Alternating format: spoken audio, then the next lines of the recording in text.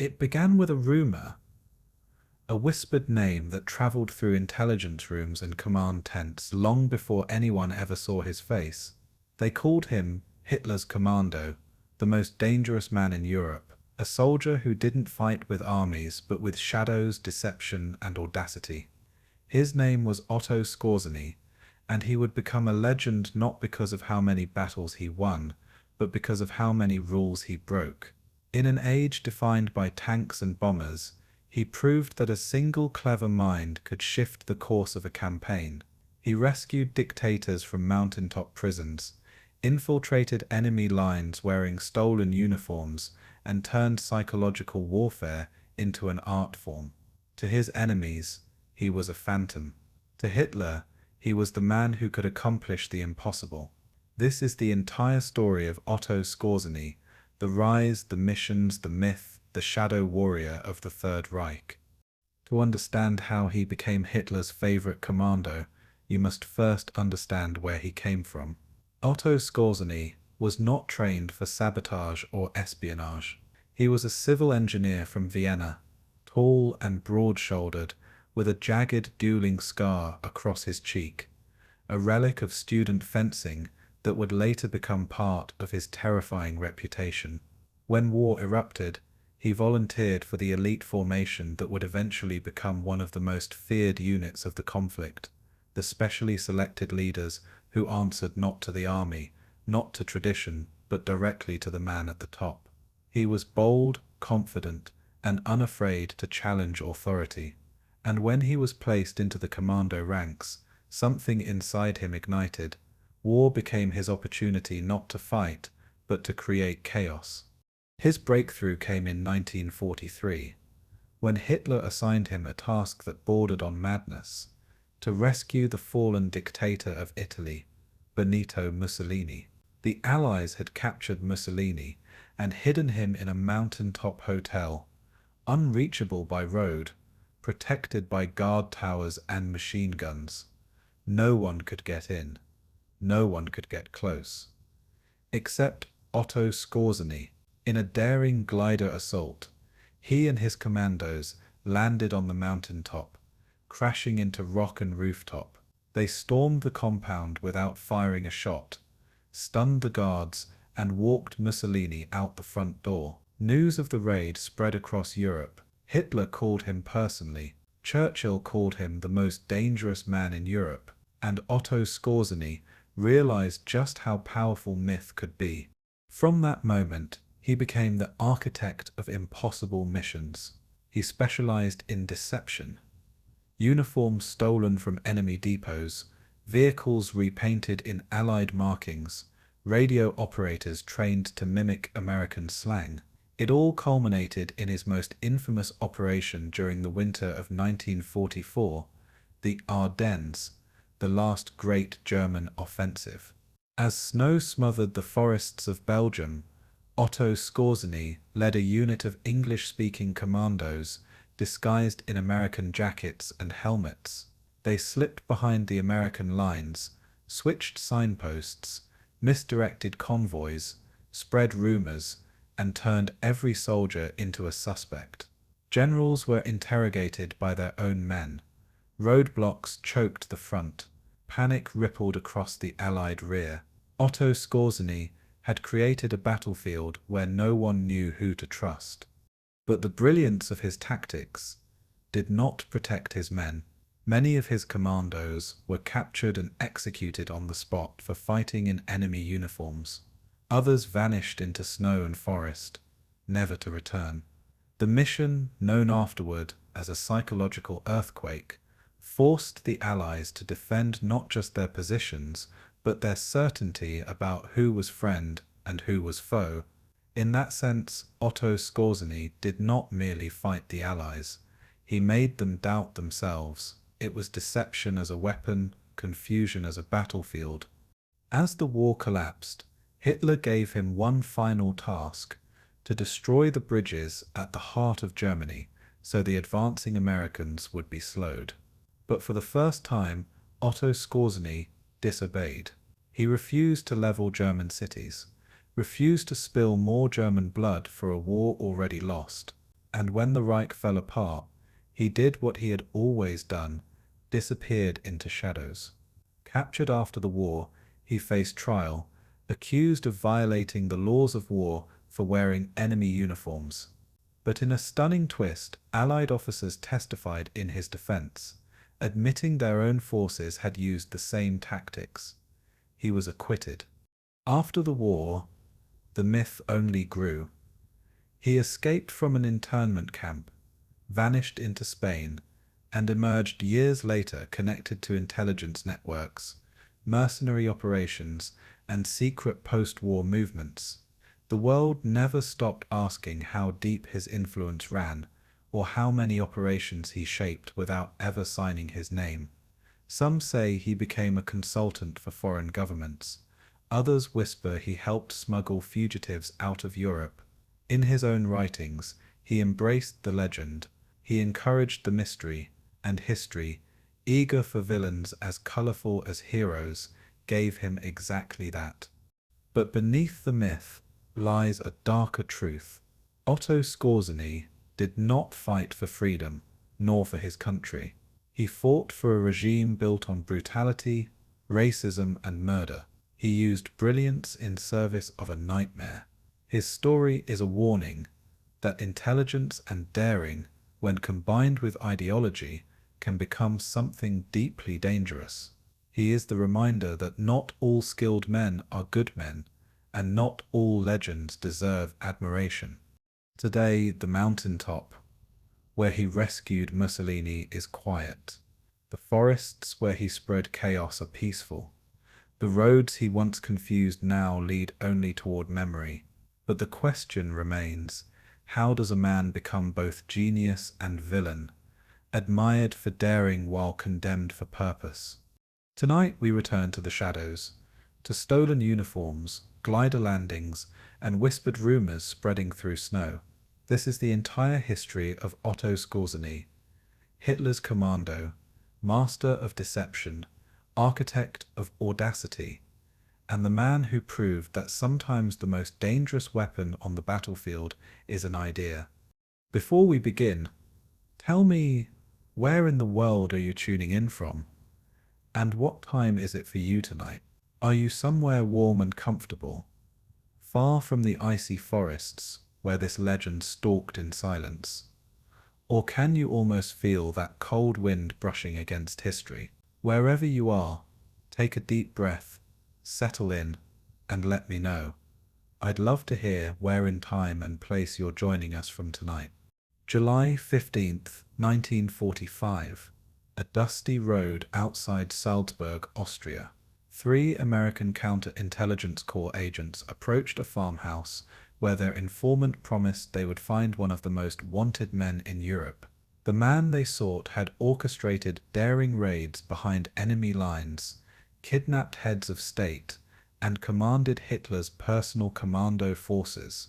The farmhouse looked ordinary, its whitewashed walls showing signs of neglect, its small garden overgrown with summer weeds. The agents checked their weapons and approached cautiously, unsure what resistance they might face. But when they knocked on the door, he answered it himself, wearing a crisp Waffen-SS uniform, a slight smile crossing his scarred face. "Gentlemen," he said in perfect English, "I have been expecting you." The scar was the first thing anyone noticed about Otto Skorzeny. It ran from his left ear to his chin, a thick, pale line that cut across his face like a lightning bolt frozen in flesh. The wound had healed decades earlier but remained prominently visible, a raised ridge of tissue that caught light and shadow in equal measure. Some said it made him look like a villain from a Hollywood film, a visual shorthand for danger and violence. Others claimed it was the mark of a true warrior, proof that he had faced steel without flinching.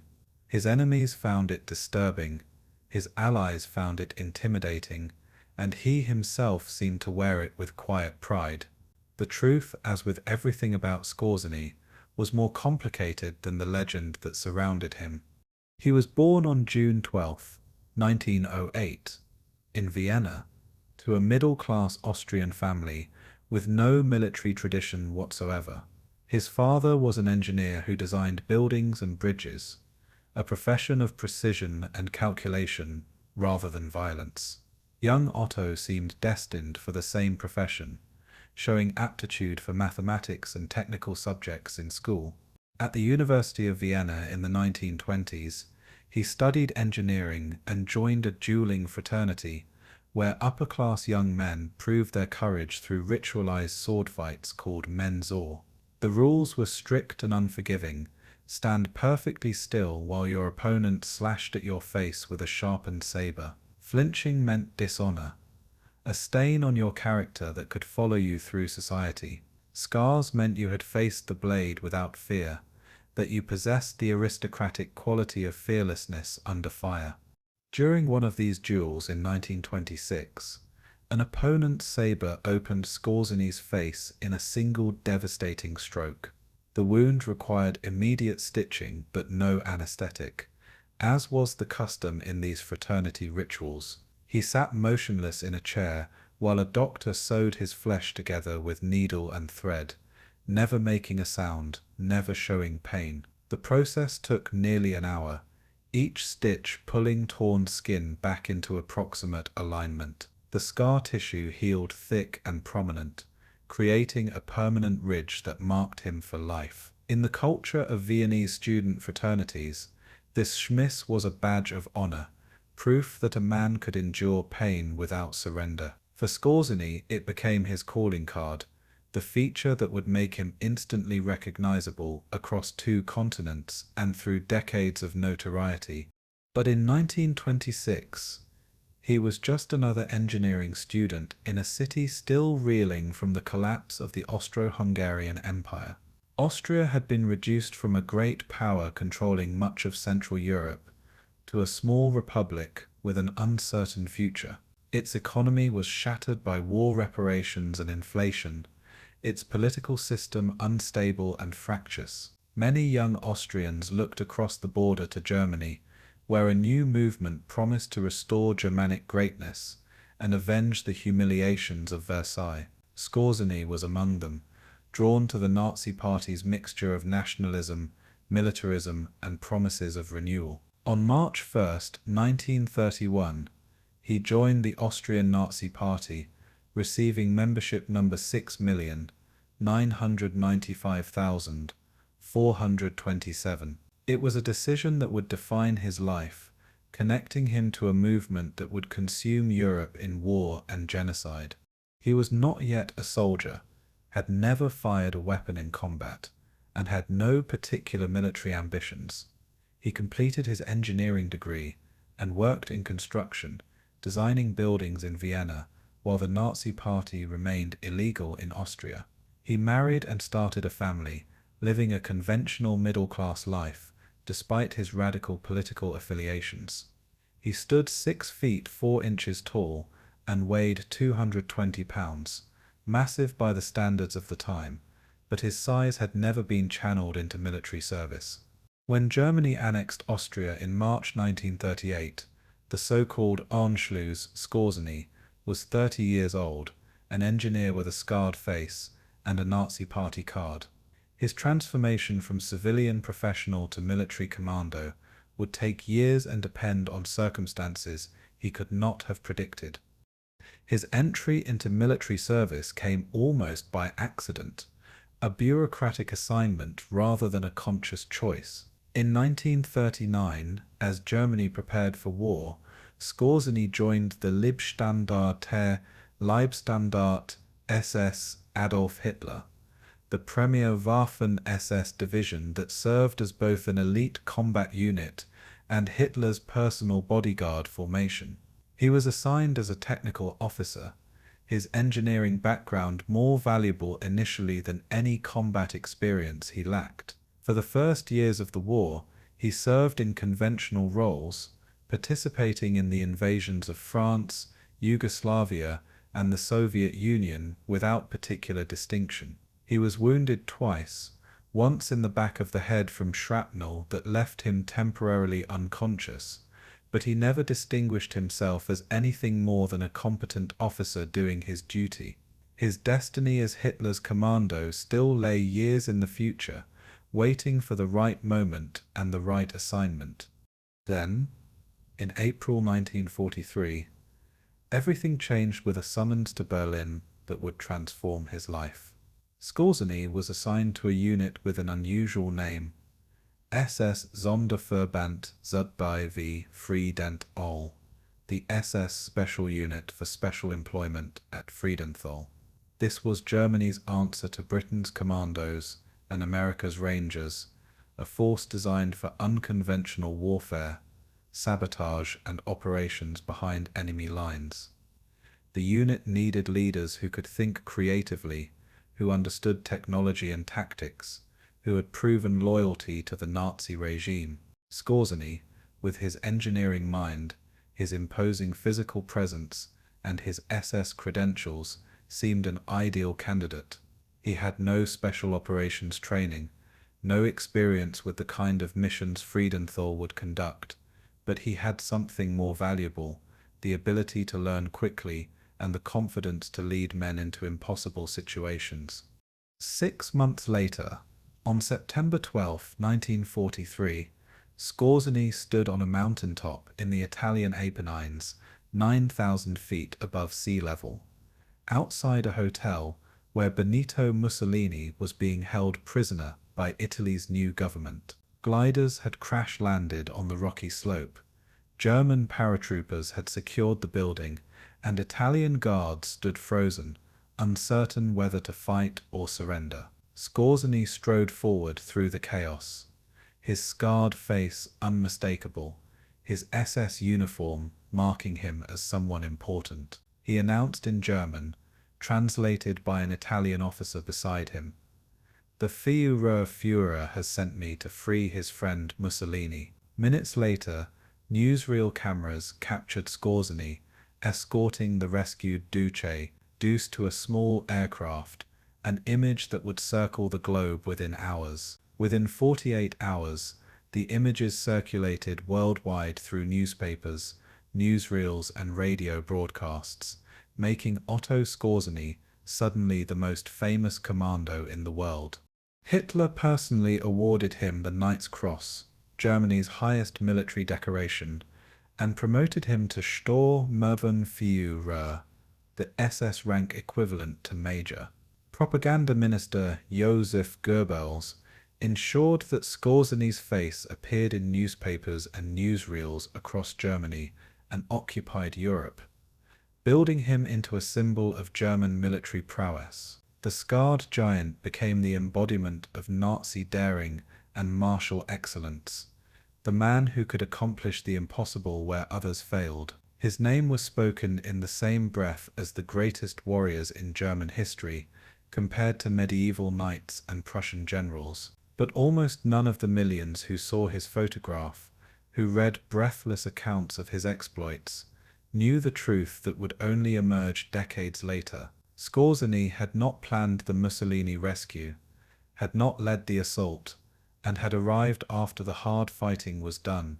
The operation had been conceived and commanded by Luftwaffe General Kurt Student and Major Harold Moores, experienced airborne officers who had planned every detail. Skorzeny had been assigned to the mission only days before, primarily as Hitler's SS representative, to ensure the party's elite forces received credit for any success. The paratroopers who actually secured the hotel and took the surrender were professionals who had trained for years in airborne operations. Skorzeny arrived in the second wave, walked through doors already opened by others, and posed for photographs with Mussolini. Yet he received the recognition, the medals, the fame, and the promotions, while the men who did the actual work were barely mentioned. It was a pattern that would repeat throughout his career, this genius for being in the right place when cameras were present. In December 1945, 6 months after Germany's surrender, Skorzeny sat in a holding cell at Nuremberg, playing chess with other captured SS officers, while Allied prosecutors decided his fate. The cell was cramped and cold, its concrete walls sweating condensation in the winter chill. Skorzeny's name appeared on multiple war crimes lists, each compiled by different Allied agencies investigating Nazi atrocities. His operations in Hungary had involved kidnapping a head of state and enabling mass deportations of Jews. His commandos during the Battle of the Bulge had infiltrated American lines wearing US uniforms, and 18 of them had been captured and executed as spies. Allied intelligence believed he had helped plan the werewolf resistance movement, meant to continue fighting after Germany's surrender. By every reasonable assessment, he should have been facing a hangman's noose like so many other senior SS officers. Instead, in May 1947, an American military tribunal at Dachau tried Skorzeny on charges of violating the laws of war.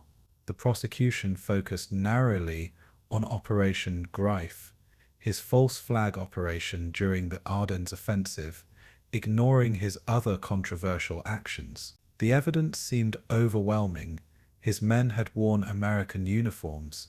They had infiltrated behind US lines with hostile intent, and 18 had been executed for it. But Skorzeny's defense attorneys brought forth British commandos who testified that Allied forces had used identical tactics in occupied Europe, wearing German uniforms to infiltrate enemy positions. The tribunal faced an impossible choice: convict Skorzeny and establish a precedent that would condemn Allied special operations, or acquit him and face accusations of letting a war criminal walk free. The judges deliberated for days, wrestling with legal technicalities and political realities that had nothing to do with justice.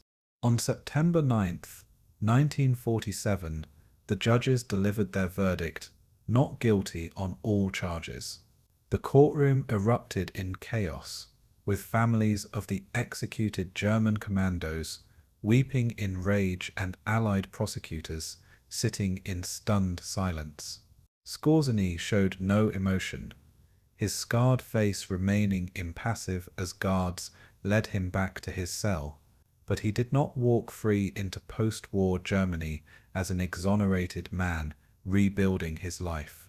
Allied authorities immediately transferred him to a denazification camp, where former Nazis awaited clearance or further prosecution based on their party membership and wartime activities. He would remain in Allied custody for another 10 months, his future uncertain, his legend growing despite his imprisonment. Until the night of July 27th, 1948, when he simply disappeared like a ghost dissolving into darkness. Guards found his bed empty at morning roll call, a hole cut in the wire fence, with tools that prisoners should not have possessed, and no trace of the most famous commando in recent history. Within weeks, rumors placed him in Bavaria, then Austria, then Italy, then Spain, each sighting unconfirmed but plausible. Allied intelligence agencies tracked whispers of an organization helping former SS officers escape prosecution, a network some called Odessa Organisation der Ehemaligen SS an Gehörigen, the organization of former SS members. At the center of these rumors stood a man with an unmistakable scar, coordinating escapes and building a new network in the shadows. The question that Allied investigators could not answer was simple and deeply troubling. Why did Otto Skorzeny escape if he had been acquitted of war crimes? If he was truly just a soldier who followed orders, if his operations had been judged legal by an Allied tribunal, why risk becoming a fugitive? What was he hiding, or more disturbing, who was helping him hide, and why? The man with the scarred face had vanished into a shadow world where former Nazis, intelligence agencies, and Cold War pragmatism intersected in ways that defied simple moral judgments. The real story of Otto Skorzeny, the story beyond the propaganda and the legend, was only beginning to emerge. September 8th, 1943, 8:30 in the evening. Adolf Hitler stood in his East Prussian headquarters, the Wolf's Lair, reading a decoded radio intercept that had arrived minutes earlier. His hands trembled with rage, a symptom of the neurological decline that would worsen throughout the war's final years. Italy, Germany's oldest ally, the nation whose fascist movement had inspired Hitler's own rise to power, had just announced an armistice with the Allies. The news was not unexpected. Italian military defeats in North Africa and Sicily had made some form of collapse inevitable, but the betrayal still felt like a knife in the back. Mussolini, the man who had marched on Rome and created the first fascist state, had been overthrown by his own fascist Grand Council 6 weeks earlier. Now Italy's new government, under Pietro Badoglio, had surrendered, leaving German forces occupying Italy suddenly surrounded by former allies who might become enemies at any moment. Hitler summoned his military staff to an emergency conference and issued a direct, unambiguous order: find Mussolini and rescue him immediately. The Duce Deuce could not be allowed to fall into Allied hands, not for sentimental reasons, but for cold, strategic calculation. If Mussolini testified about Germany's war plans, military secrets, and private conversations with Hitler, the intelligence damage would be catastrophic and could compromise operations across multiple fronts.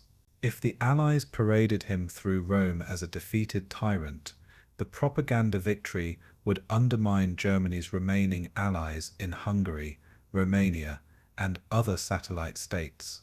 Mussolini had to be found, rescued, and restored to power in northern Italy as the head of a puppet state that would keep Italian territory under German control. The order went out to every German intelligence service: locate the former Italian dictator at any cost. But nobody knew where he was, and the new Badoglio government was not sharing information with their former German allies. The Badoglio government had moved him several times since his arrest, always under heavy guard, always to remote locations where rescue would be difficult. German intelligence, the Sicherheitsdienst or SD, began a frantic search involving interrogations, surveillance, bribery, and aerial reconnaissance. They interrogated captured Italian officials, some of whom knew parts of the puzzle but not the complete picture. They surveilled suspected locations, watching remote villas and military installations for signs of unusual security. By early September, South Dakota agents believed they had found him, the Campo Empire Artor A, a ski resort hotel high in the Apennine Mountains. The location was chosen precisely because it was nearly impossible to assault by conventional means. The hotel sat 9,000 feet above sea level, accessible only by a funicular railway that could be easily defended or disabled. There were no roads for vehicles. The slopes were too steep and rocky for a ground assault, and any attempt to use the funicular would be detected immediately, giving defenders time to move or kill their prisoner. The surrounding peaks offered no cover for approaching forces, and the thin mountain air would exhaust troops attempting to climb. German military planners studied the problem and concluded that conventional assault was impossible. The only option was an airborne operation using gliders to land assault troops directly at the hotel before defenders could react. It was extraordinarily risky, with no guarantee of success and high probability of casualties.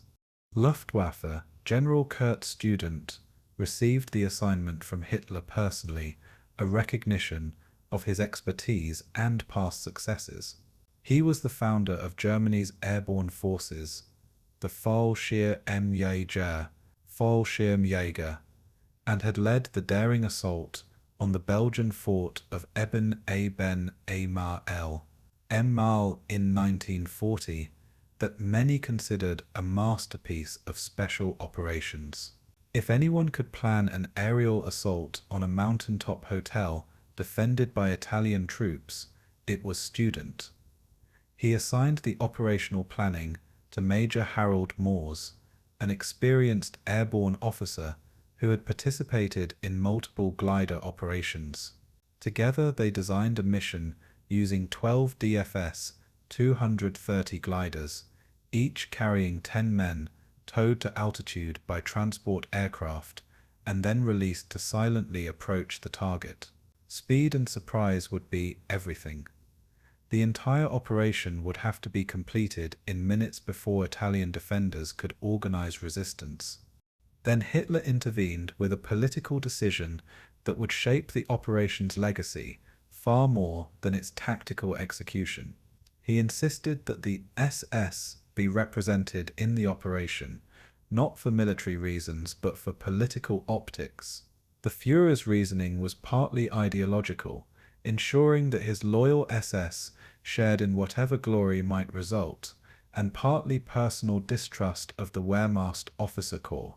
He trusted the SS more than the regular armed forces, believing their ideological commitment made them more reliable. The man chosen to represent the SS was Hauptsturmführer Hauptsturmführer Otto Skorzeny, recently assigned to the Friedenthal Commando unit. Skorzeny had no experience with airborne operations, had never planned or led a raid of this complexity, and knew nothing about the detailed planning Student and Moores had already completed. But he had Hitler's confidence, he wore the SS uniform, and in the Third Reich those factors mattered more than professional competence. September 12, 1943, 1 o'clock in the afternoon. Skorzeny sat in the lead glider as it was towed into the sky above Rome, his massive frame cramped in the small space. Beside him sat General Ferdinando Soletti, an Italian officer sympathetic to Germany, who would serve as an intermediary if negotiations were needed with Italian guards. The tow rope released with a metallic snap, and the glider began its silent descent toward Gran Sasso, the Great Rock. Through the small window, Skorzeny could see other gliders in formation, carrying German paratroopers who had trained for years for exactly this type of high-risk airborne assault. He had joined the operation just days earlier, after all the planning was complete, after Student and Moores had solved every tactical problem. His role was political and symbolic, not operational, but he understood something that professional soldiers sometimes missed in modern warfare. Controlling the narrative was as important as controlling the battlefield. At 2 o'clock in the afternoon, the first glider crash-landed on the rocky slope outside the hotel with violent force that threw its occupants forward. The ground was rougher than the reconnaissance photographs had suggested, covered with boulders and scrub vegetation, rather than the smooth meadow that intelligence had promised. Instead of gentle landings, gliders skidded across rocks with their wooden frames splintering and fabric tearing. One glider's landing gear collapsed completely, throwing its occupants forward into the bulkhead with bone-breaking force. Another overshot the landing zone and nearly tumbled down the mountainside, stopping only when it crashed into a boulder. But German paratroopers were professionals trained to operate through chaos and pain, and they exited the gliders with weapons ready, sprinting toward the hotel before shocked Italian guards could process what was happening. The Italian commander, Tenente Alberto Faiola, had approximately 200 carabinieri, military police, guarding Mussolini in and around the hotel.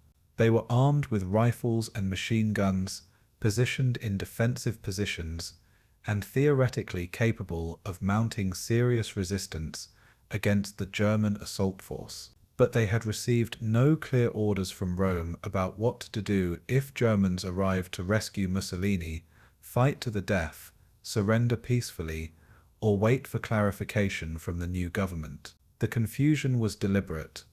The Badoglio government wanted to avoid direct confrontation with German forces, while Italy negotiated its position with the Allies. As German paratroopers surrounded the hotel with weapons drawn and officers shouting commands, Faiola made no decision at all. His men stood with weapons lowered, looking to their commander for orders that never came, uncertain and leaderless at the critical moment. Skorzeny's glider landed in the second wave, several minutes after the initial assault force had already secured the hotel's exterior perimeter. By the time he climbed out of the glider and organized his small SS contingent, German paratroopers were already moving through the corridors, checking rooms, and securing the building floor by floor. The actual combat phase of the operation was essentially over before Skorzeny participated in any meaningful way. But Skorzeny understood something that would define his entire career. This operation would be judged not by its military execution, but by its propaganda value, and propaganda required a hero with a memorable face. He needed to be seen as the central figure, the man who personally rescued Mussolini, regardless of the operational realities. He pushed forward through the hotel, accompanied by General Soleti, and encountered Italian officers near Mussolini's third-floor room. "The Führer has sent me to free his friend Mussolini," Skorzeny announced in German, with Soleti translating into Italian for the benefit of confused Italian guards. It was pure theatre, a dramatic pronouncement designed for future retelling rather than tactical necessity. The Italian officers had already decided not to resist. The building was already secured, and Mussolini's freedom was already assured. But Skorzeny's announcement created a narrative moment, a scene that could be described in news reports and memoirs. He was creating the legend in real time, understanding that wars were fought as much in newspapers and newsreels as on battlefields. Mussolini emerged from his room looking older and frailer than his propaganda photographs had suggested for years. The 60-year-old former dictator had lost significant weight during his captivity. His famous jutting jaw seemed less imposing, and his eyes showed the exhaustion of 6 weeks spent as a prisoner, wondering if he would be executed or handed to the Allies. His black shirt uniform hung loosely on his diminished frame, and he moved with the uncertainty of a man whose world had collapsed. But he smiled when he saw German uniforms, his face showing genuine relief mixed with residual pride. "I knew the Führer would not abandon me," he said in Italian, his voice stronger than his appearance suggested. Skorzeny immediately positioned himself beside Mussolini for the cameras that were not yet present, but would be soon, ensuring that he would be in every photograph, every frame of newsreel footage, every historical image of this moment. The rescue itself had taken less than 15 minutes from first glider landing to Mussolini's liberation. Not a single shot had been fired in anger. No German or Italian casualties had been sustained, and the Italian guards had simply stood aside and surrendered. It was a testament to good intelligence, careful planning by Student and Mordus, professional execution by trained paratroopers, and Italian unwillingness to die defending a deposed dictator. But the most dangerous part of the operation came next, and it would nearly kill everyone involved in a moment of reckless decision-making. Mussolini had to be evacuated from the mountain immediately, before Italian forces could organize a counterattack or Allied aircraft could respond. But the gliders could not take off from the rough slope. They were one-way aircraft designed to land and be abandoned. A small Fiesel Stork aircraft, a remarkable short takeoff and landing reconnaissance plane, had managed to land in a nearby clearing barely large enough to accommodate it. The aircraft could carry a maximum of 3 people in cramped conditions, The pilot, one passenger in the rear seat, and possibly a second passenger if he was small and light. Pilot Captain Heinrich Gerlach planned to take Mussolini alone, calculating weights and distances with the precision of an experienced aviator who understood how little margin for error existed. But Skorzeny insisted on coming along, overruling Gerlach's professional judgment with rank and determination. The Storch rolled down the slope with 3 men aboard instead of 2, gathering speed over rough ground studded with rocks that could tear the landing gear or flip the aircraft. It lifted off shakily, but immediately began to sink rather than climb, the engine straining under excessive weight and thin mountain air. The aircraft dropped toward the cliff edge at the end of the clearing, losing altitude despite Gerlach's desperate attempts to coax more lift from the overloaded plane. Passengers and crew held their breath, watching the cliff approach with sickening inevitability, certain they were about to die in a crash that would reduce the rescue operation to a Pyrrhic tragedy. At the last possible moment, with rocks visible directly beneath the wheels, the Storch caught an updraft rising from the valley below and climbed away from the mountain. Gerlach later said it was the most dangerous takeoff of his career, a moment when physics and luck combined to prevent disaster by mere feet. But Skorzeny had achieved his objective. He was in the aircraft with Mussolini when they landed at Pratica di Mare airfield outside Rome, where cameras and reporters were waiting. Within hours, photographs of Skorzeny and Mussolini appeared in newspapers across Europe, carefully selected and distributed by Nazi propaganda services. The Nazi propaganda machine went into overdrive with a coordination that suggested pre-planning.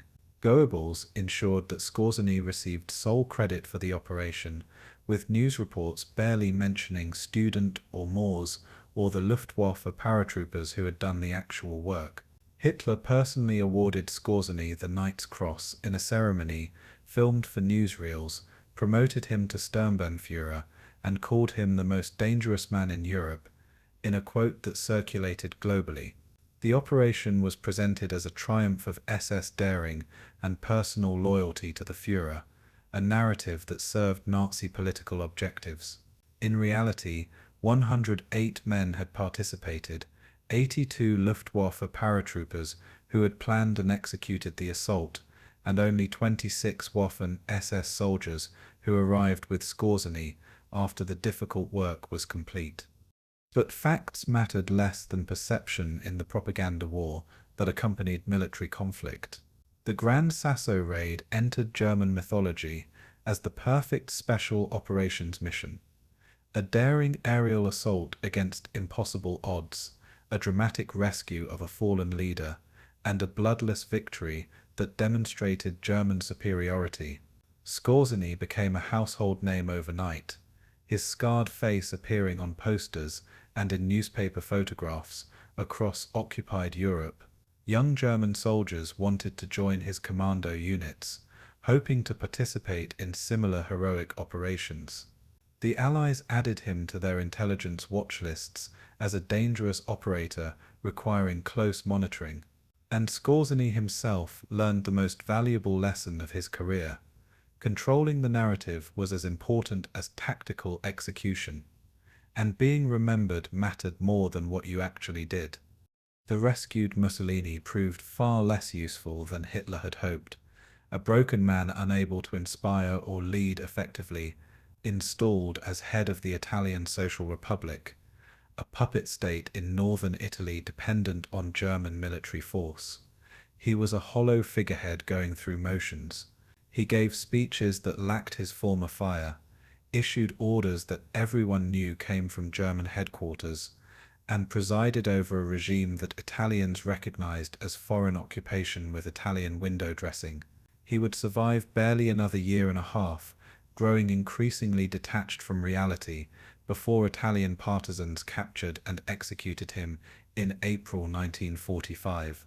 His body would be hung upside down in a Milan square, kicked and spat upon by crowds who had once cheered his name. but the legend of his rescue outlived him by decades, studied in military academies, analyzed in intelligence briefings, and mythologized in popular culture as one of the great commando operations of the war. At the center of the myth stood Otto Skorzeny, the scarred giant, who had supposedly planned and executed an impossible mission. What nobody asked in the propaganda frenzy of late 1943 was a simple but crucial question. If Skorzeny had not planned or led the Gran Sasso operation, what could he actually do when given genuine command authority? Was he a talented commando officer whose abilities matched his growing reputation, or just a skilled opportunist who understood how to position himself for credit when others did the work? The answer would come in his next missions, the operations he would plan and lead himself without student or Moors or Luftwaffe paratroopers to rely upon for actual tactical execution. Those operations would be more controversial, more brutal, more ethically questionable, and far more revealing of the man behind the carefully constructed legend and the photogenic scar. April 20th, 1943. Otto Skorzeny drove through the gates of an estate called Friedenthal, located 30 kilometers southwest of Berlin in the Brandenburg countryside. The property had been requisitioned from its aristocratic owners by the SS and converted into a training facility for a new type of soldier. Pine forests surrounded the main manor house, their dense canopy providing concealment from aerial observation. Outbuildings had been transformed into barracks, armories, classrooms, and specialized training facilities. Firing ranges cut through the woods, where recruits practiced with German and foreign weapons. Demolition ranges occupied cleared areas where explosions echoed daily. The place looked like a gentleman's country retreat from a distance, but it would become the laboratory for some of the war's most unconventional and controversial military operations. Skorzeny had been summoned to Friedenthal by Reichsführer SS Heinrich Himmler himself in a private meeting at SS headquarters. The SS chief explained with unusual directness that Germany needed a dedicated special operations force, something philosophically and tactically equivalent to Britain's commandos or the Soviet Union's partisan units. Regular Wehrmacht formations were excellent at conventional warfare, advancing in formation, holding defensive positions, conducting coordinated assaults, but modern conflict increasingly required specialists who could operate behind enemy lines, conduct sabotage, gather intelligence, assassinate key targets, and carry out missions that regular soldiers could not or would not perform. The unit would be called SS Sonderverband ZBV Friedenthal, and Skorzeny would help transform it from an experimental concept into an operational reality. It was an assignment that recognized his engineering background and problem-solving abilities more than any combat heroics he had yet to achieve. The name itself was deliberately vague, designed to obscure rather than reveal the unit's purpose. Sonderverband meant special unit, a term that could apply to anything from a medical detachment to a punishment battalion. Stood for zur besondere Verwendung, besonderen Verwendung, for special employment, which told you absolutely nothing about what the unit actually did. This bureaucratic obscurity was precisely the point in the labyrinthine administrative structure of the Third Reich. Vague designations provided operational flexibility, allowing the unit to be assigned to any mission that fell outside normal military operations, without raising questions or requiring new authorizations. Friedenthal could conduct hostage rescue, assassination, sabotage, intelligence gathering, or any other unconventional mission, and nobody outside a small circle of SS leadership needed to know the details. Skorzeny arrived at Friedenthal with no special operations experience, no background in unconventional warfare, and no formal training in the skills his unit would need. But he had something potentially more valuable than tactical expertise: an engineer's systematic mind that approached problems as puzzles requiring optimal solutions. He understood systems, logistics, resource allocation, and problem decomposition, breaking complex challenges into manageable components. He looked at each potential mission as a technical challenge requiring the right combination of equipment, training, personnel, and timing. Where traditional military officers might rely on doctrine and conventional thinking, Skorzeny approached special operations as engineering problems that demanded creative solutions. His first major task was recruitment, finding men who possessed the unusual combination of qualities that unconventional warfare demanded. He needed soldiers who were intelligent enough to operate independently, physically capable enough to endure extreme hardship, technically skilled enough to master complex equipment, and ideologically reliable enough to be trusted with sensitive missions. Nazi ideology emphasized physical courage and racial purity as the primary military virtues, valuing aggression and obedience above all else. But Skorzeny quickly realized through early training exercises that successful special operations required fundamentally different qualities: creativity under pressure, language skills for infiltration, technical expertise for sabotage, and the ability to think independently when plans collapsed and officers were dead. He was looking for intelligent daredevils, men who combined the physical courage of frontline soldiers with the intellectual flexibility of engineers and the improvisational skills of criminals. It was a rare combination in any army, but Skorzeny was determined to find such men. He traveled to frontline Waffen-SS units across occupied Europe, visiting divisions engaged in combat and searching for soldiers who stood out from their peers. He was not necessarily looking for the bravest or strongest men, though physical capability was important. He sought men who were adaptable, who showed unusual initiative in combat situations, who questioned orders respectfully but thought for themselves. He recruited a former Olympic athlete whose physical conditioning was extraordinary. He found a linguist who spoke 6 languages fluently and could mimic regional accents convincingly. He recruited an engineer who could build temporary bridges or calculate exactly where to place explosives to collapse them. He found a locksmith who could open any mechanical lock and a forger who could create convincing documents. Skorzeny was assembling a team that combined special operations capability with criminal skills, creating soldiers who could operate in moral gray zones that conventional military doctrine avoided.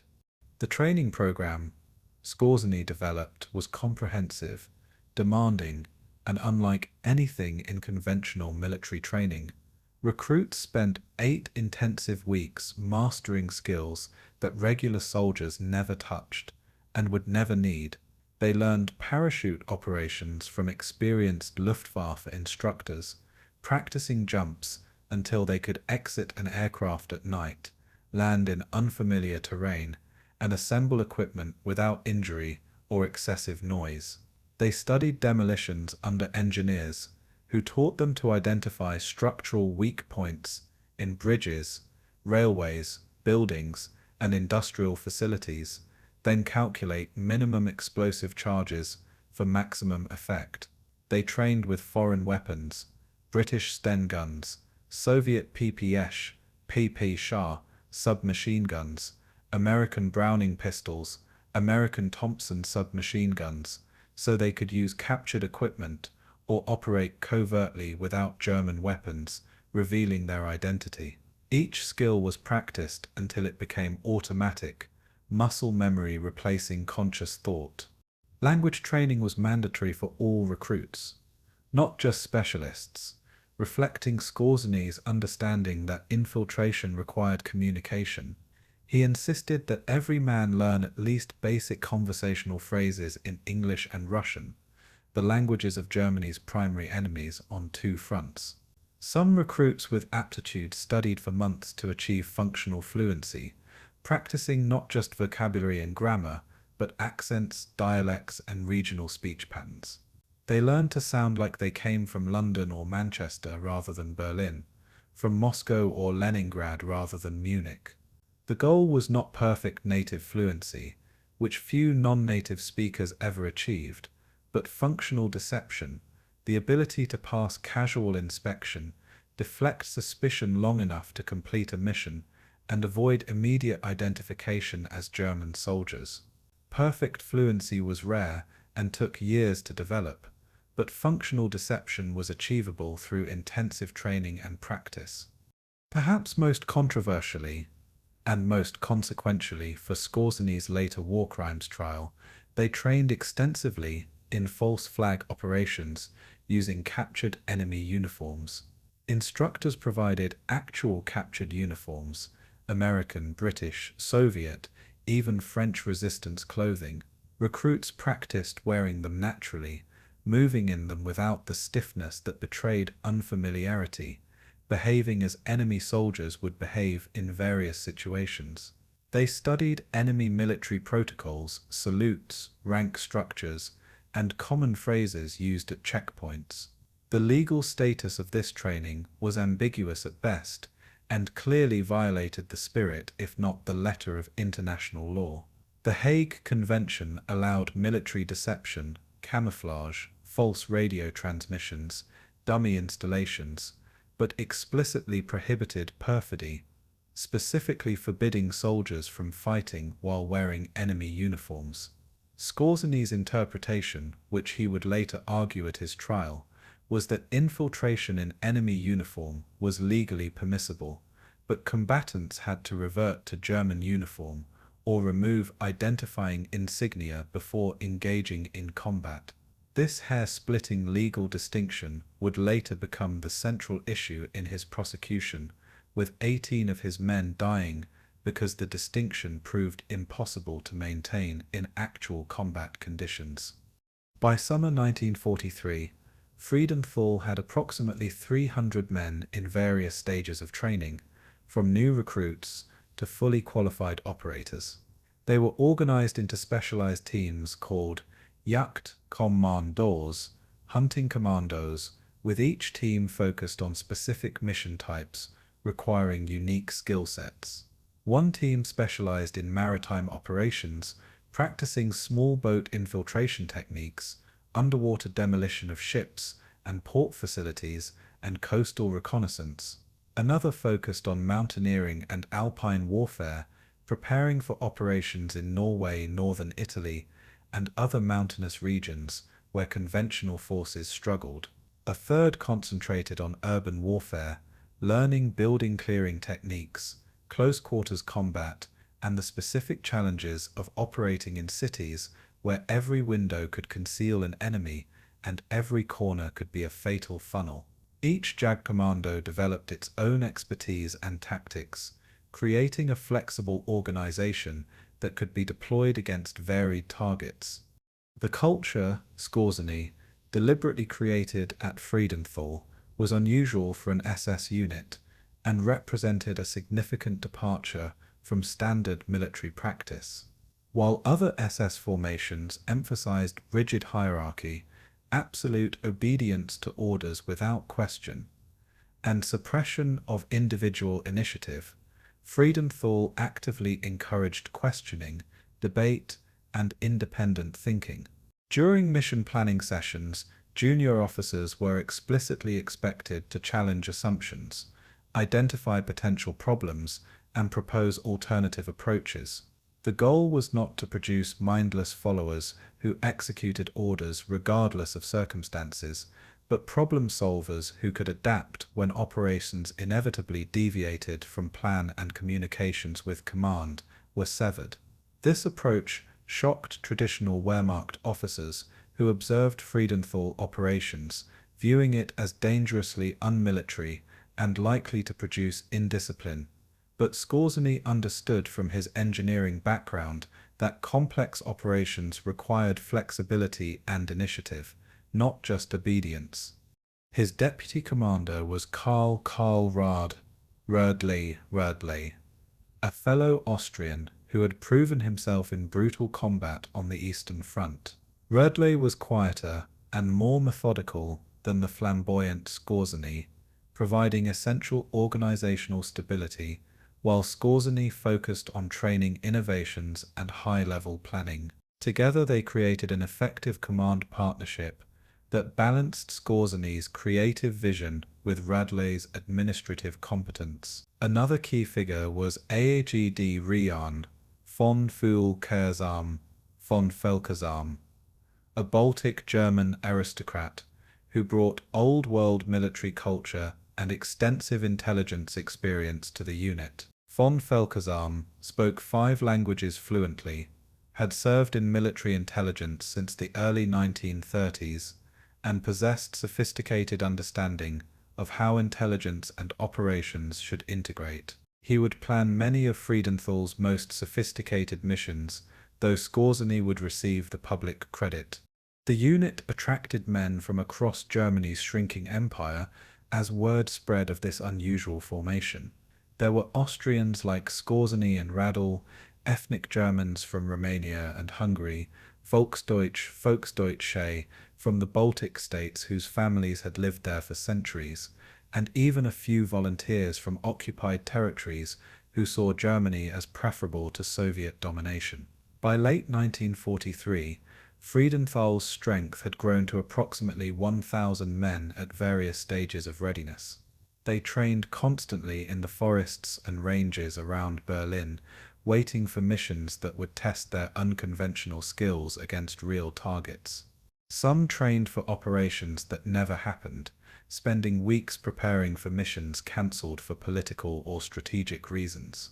Plans to kidnap Allied commanders, sabotage factories deep in Soviet territory, or assassinate partisan leaders often reached advanced planning stages before being shelved, leaving frustrated soldiers who had prepared for operations that would never occur.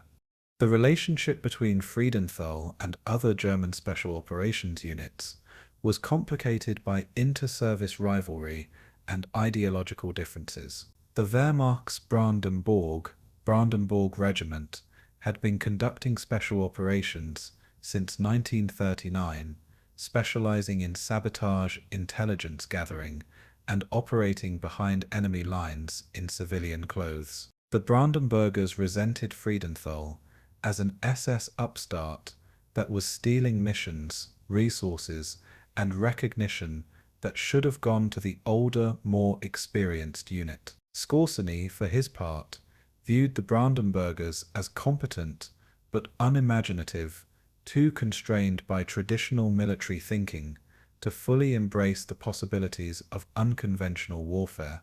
The rivalry meant that Germany's special operations forces sometimes competed with each other rather than coordinating against common enemies, a dysfunction that exemplified broader problems in the Third Reich's chaotic command structure.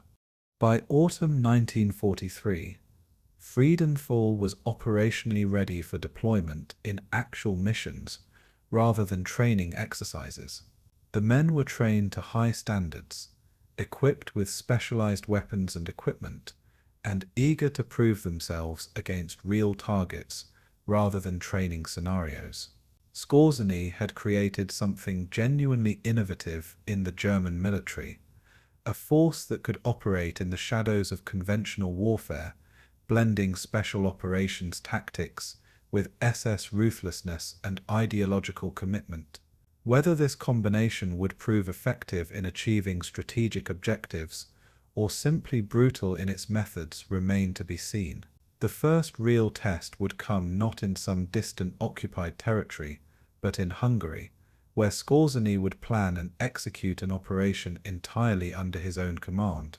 No Wehrmacht generals to claim credit, no Luftwaffe paratroopers to do the actual fighting, no student or Moors to handle the tactical details. Just Skorzeny, his commandos, and a mission to overthrow a government through kidnapping, coercion, and the calculated application of overwhelming force. October 13th, 1944, 7 o'clock in the morning. German radio intercept stations scattered across Hungary began picking up coded transmissions between Budapest and Moscow, messages using cipher systems that German cryptographers had partially broken months earlier. Throughout the morning, operators recorded the signals while mathematicians in Berlin worked to decode them, racing against time to determine their content. By noon, the decoded message was clear and alarming. Hungary's regent, Admiral Miklos Horthy, had sent secret negotiators to the Soviet Union to arrange an armistice that would take Hungary out of the war. The message included preliminary terms being discussed, timing for a possible announcement, and details of how Hungarian forces would disengage from German command. It was intelligence gold, the kind of breakthrough that could change strategic calculations across an entire theater of operations. Adolf Hitler read the decoded intercept at his East Prussian headquarters and responded with characteristic rage mixed with cold calculation. He immediately ordered Otto Skorzeny to Budapest with a mission that was simple to state and nearly impossible to execute: prevent Hungary from leaving the war by any means necessary. Skorzeny would have days at most, perhaps only hours if the armistice was imminent, to plan and conduct an operation that would keep 8 million Hungarians and their strategically vital territory under German control. Failure would expose Germany's southern flank to Soviet invasion, potentially shortening the war by months and allowing Red Army forces to sweep into Austria and southern Germany with minimal resistance. The stakes were existential for Germany's ability to continue fighting on multiple fronts. Harvey was no enthusiastic Nazi supporter, and never had been despite years of alliance. The 76-year-old admiral had commanded Austro-Hungarian naval forces in World War I with distinction, earning recognition as a capable officer and leader. He had ruled Hungary as regent since 1920, after the chaotic collapse of Béla Kun-Kun's short-lived communist regime. He had allied with Germany primarily out of pragmatic calculation, hoping to recover Hungarian territories lost after World War I through the Treaty of Trianon, which had reduced Hungary to a fraction of its former size. But by autumn 1944, continued alliance with Germany meant certain destruction as Soviet forces advanced from the east. Pragmatism now dictated a different course: make peace with the Soviets before their tanks entered Budapest, negotiate the best terms possible, and hope to preserve some Hungarian sovereignty. It was a rational calculation by a leader trying to save his nation from further devastation. Skorzeny arrived in Budapest on October 14th with approximately 600 men from Friedenthal and supporting SS units, traveling by train and arriving with remarkable speed given the complexity of moving military forces. He had perhaps 24 hours to develop and execute a plan that would prevent Hungarian surrender. Traditional military planning with its careful reconnaissance, detailed briefings and rehearsals would be impossible in the time available. He needed intelligence about Harvey's plans, leverage to force compliance, and a target that would paralyze Hungarian decision-making without triggering armed resistance from Hungarian military units that outnumbered German forces in the city.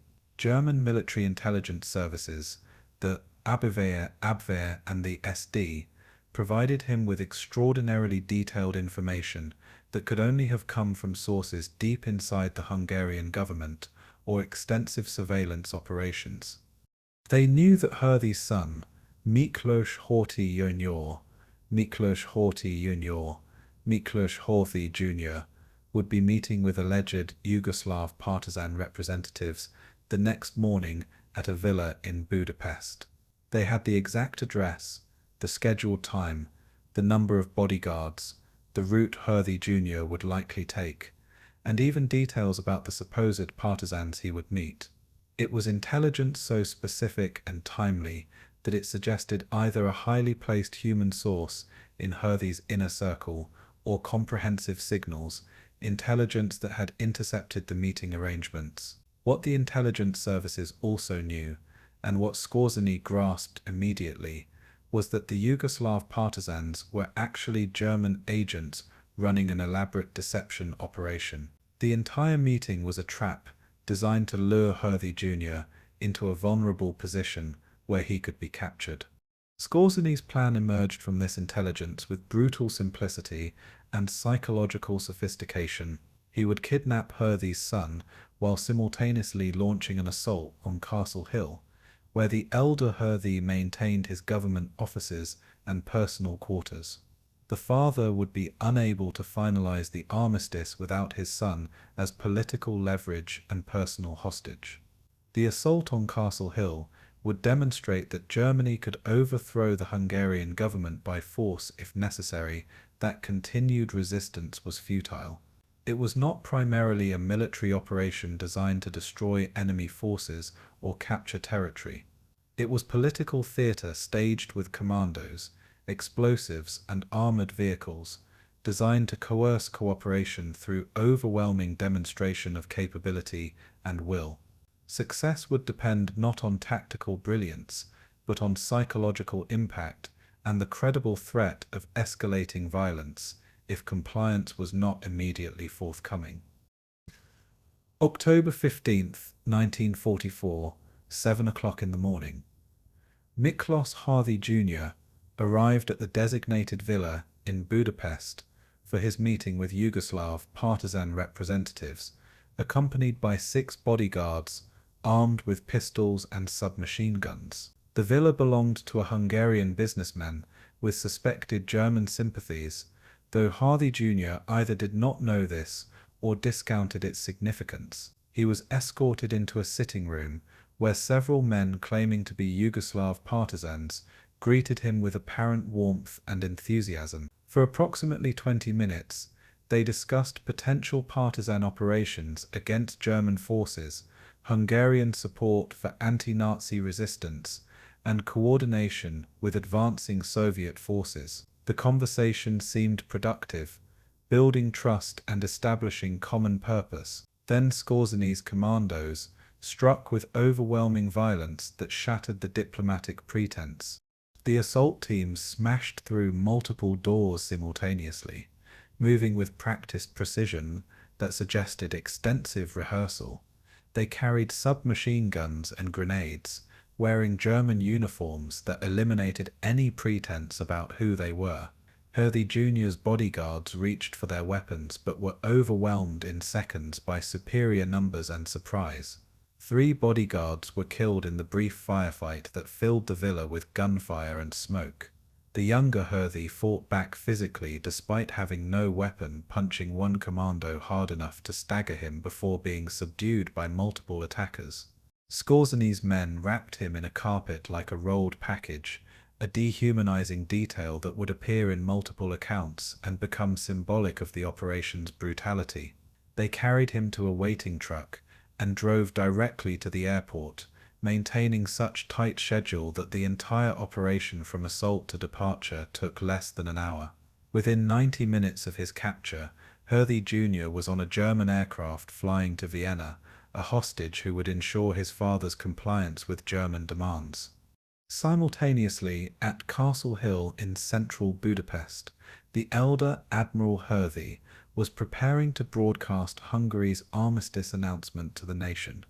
His speech was scheduled for noon, carefully timed to coincide with similar announcements in other capitals and Allied military commands.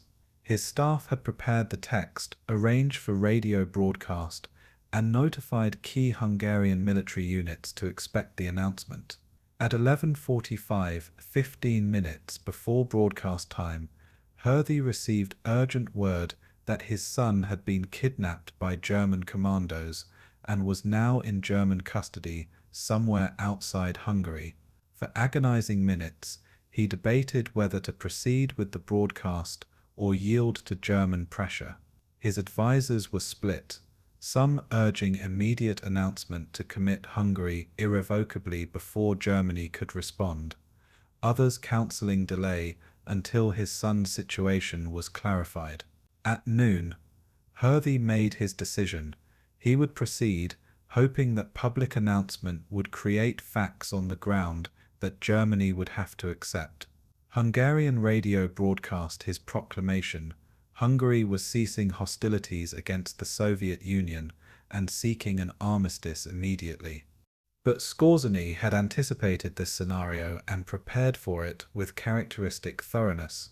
Even as Hervey spoke, German forces were moving into position around Castle Hill in coordinated movement suggesting careful pre-planning. At 12:30, 30 minutes after Hervey's broadcast, Skorzeny unleashed his assault on the government complex. The Germans brought forward GOLI-R remote-controlled demolition vehicles, small tracked vehicles, essentially miniature tanks, packed with 490 kilograms of high explosives each, and guided toward their targets by trailing electrical wires. The Goliaths were as much psychological weapons as destructive ones, small mechanical demons that rolled inexorably toward their targets, while defenders watched in horrified fascination. Hungarian guards watched these strange devices approach the castle gates, uncertain what they were seeing, and unsure whether to fire on what appeared to be unmanned vehicles. The Goliaths detonated with massive explosions that shattered the gates,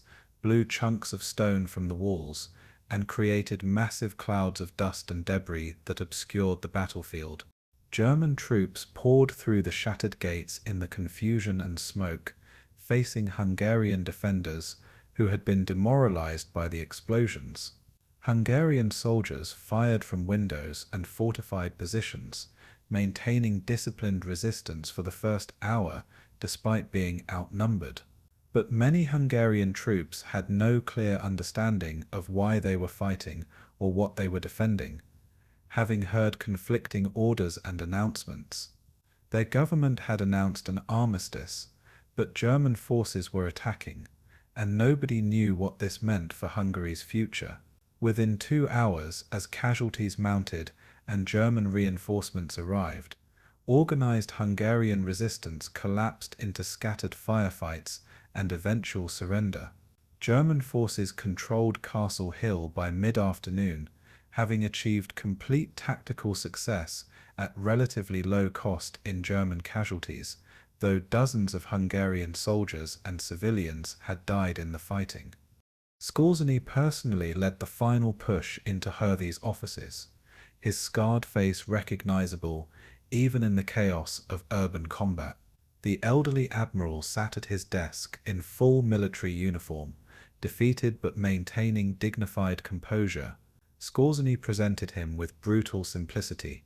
His son was in German custody, and would remain alive only if Hervey cooperated fully. German forces controlled Budapest and could level the city if necessary.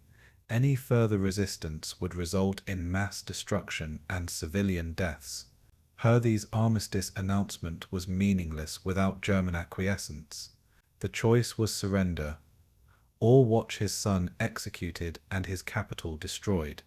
These were not negotiations or discussions, but ultimatums delivered by an armed man to a defeated leader who had no realistic alternatives left. Hervey had no choice under these circumstances, and recognized it with the realism of an experienced military officer. He revoked the armistice declaration, appointed Ferenc Székely, leader of Hungary's fascist Arrow Cross Party, as prime minister, and agreed to abdicate his position. German forces would escort him to Bavaria, where he would spend the war's remaining months under comfortable but closely supervised house arrest in a castle. Székely, a committed fascist and German ally, would keep Hungary in the war as a German puppet state. It was a complete political coup accomplished in less than 12 hours, with minimal German casualties, but profound consequences for Hungary's population. The operation had succeeded brilliantly by military standards, achieving regime change through force and demonstrating German ability to overthrow governments at will. The immediate military success, however, came with a terrible human cost that Skorzeny either did not consider or did not care about in his operational planning. Hungary's Jews had largely survived the war until October 1944, protected by Horthy's refusal to cooperate with German deportation demands despite repeated pressure. Horthy had resisted SS demands to implement anti-Jewish measures comparable to those in other occupied territories, citing Hungarian sovereignty and moral objections. His resistance had saved hundreds of thousands of lives over preceding years. Now, with Arrow Cross fascists in power and German control absolute, deportations began with horrifying speed and efficiency.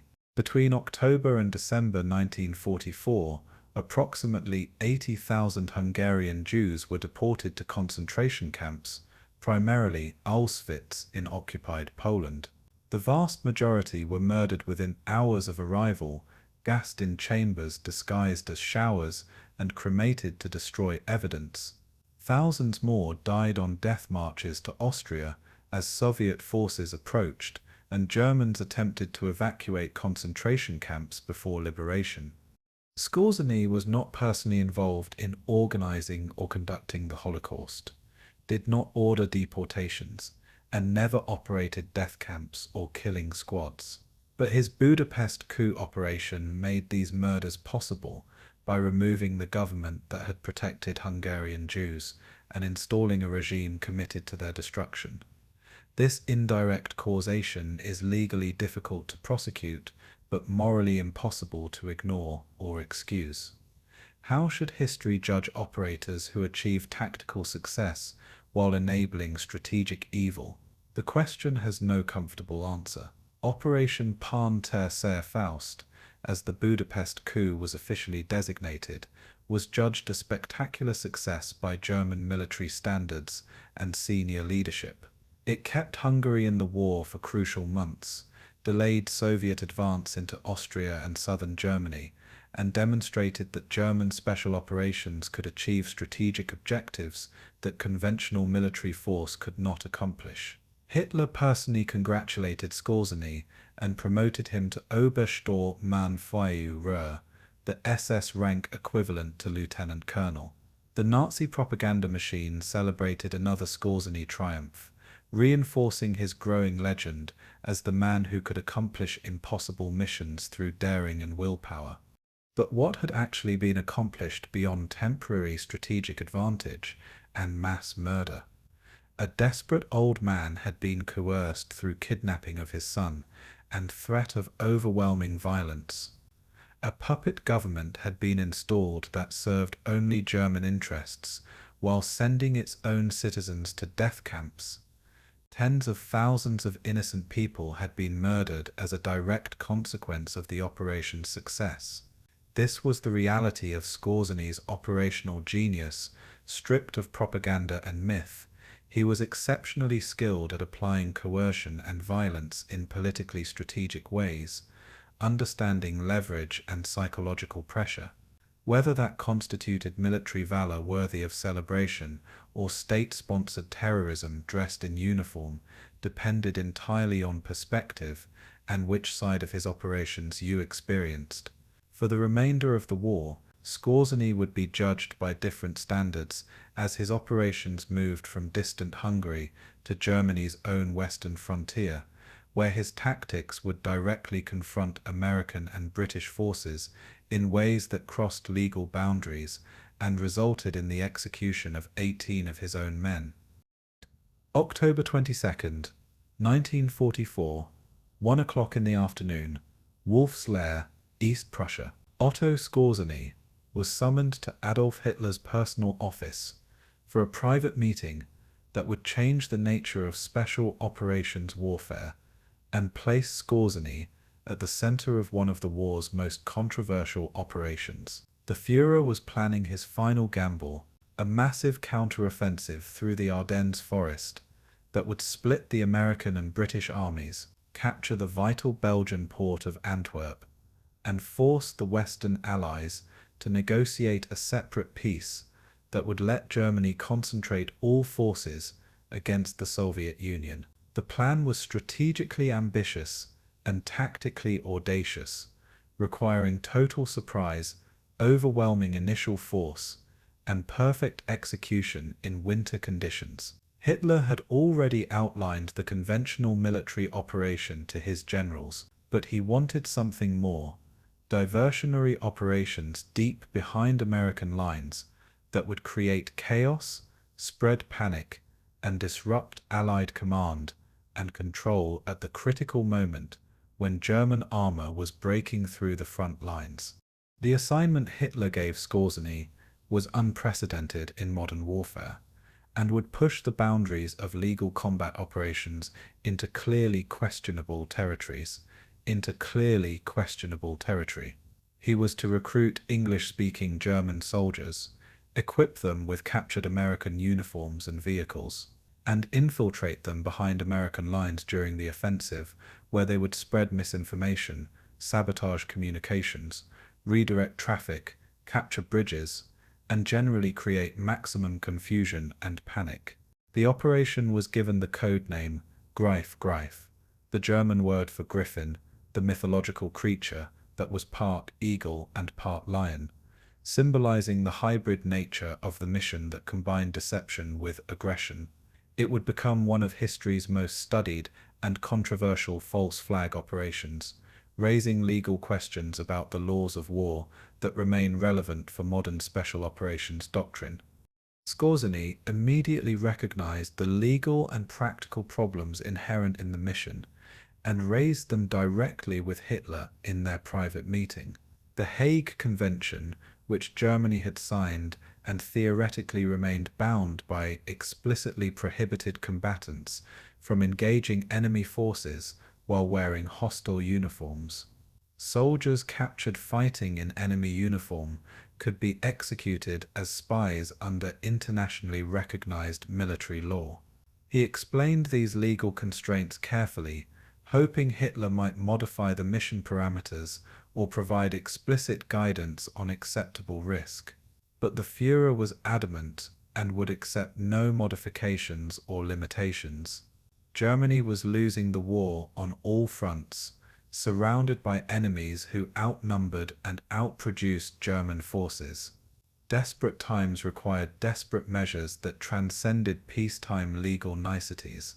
Skorzeny could either accept the mission and find ways to make it work within whatever legal constraints he thought appropriate, or he could be replaced by someone less concerned about legal complications.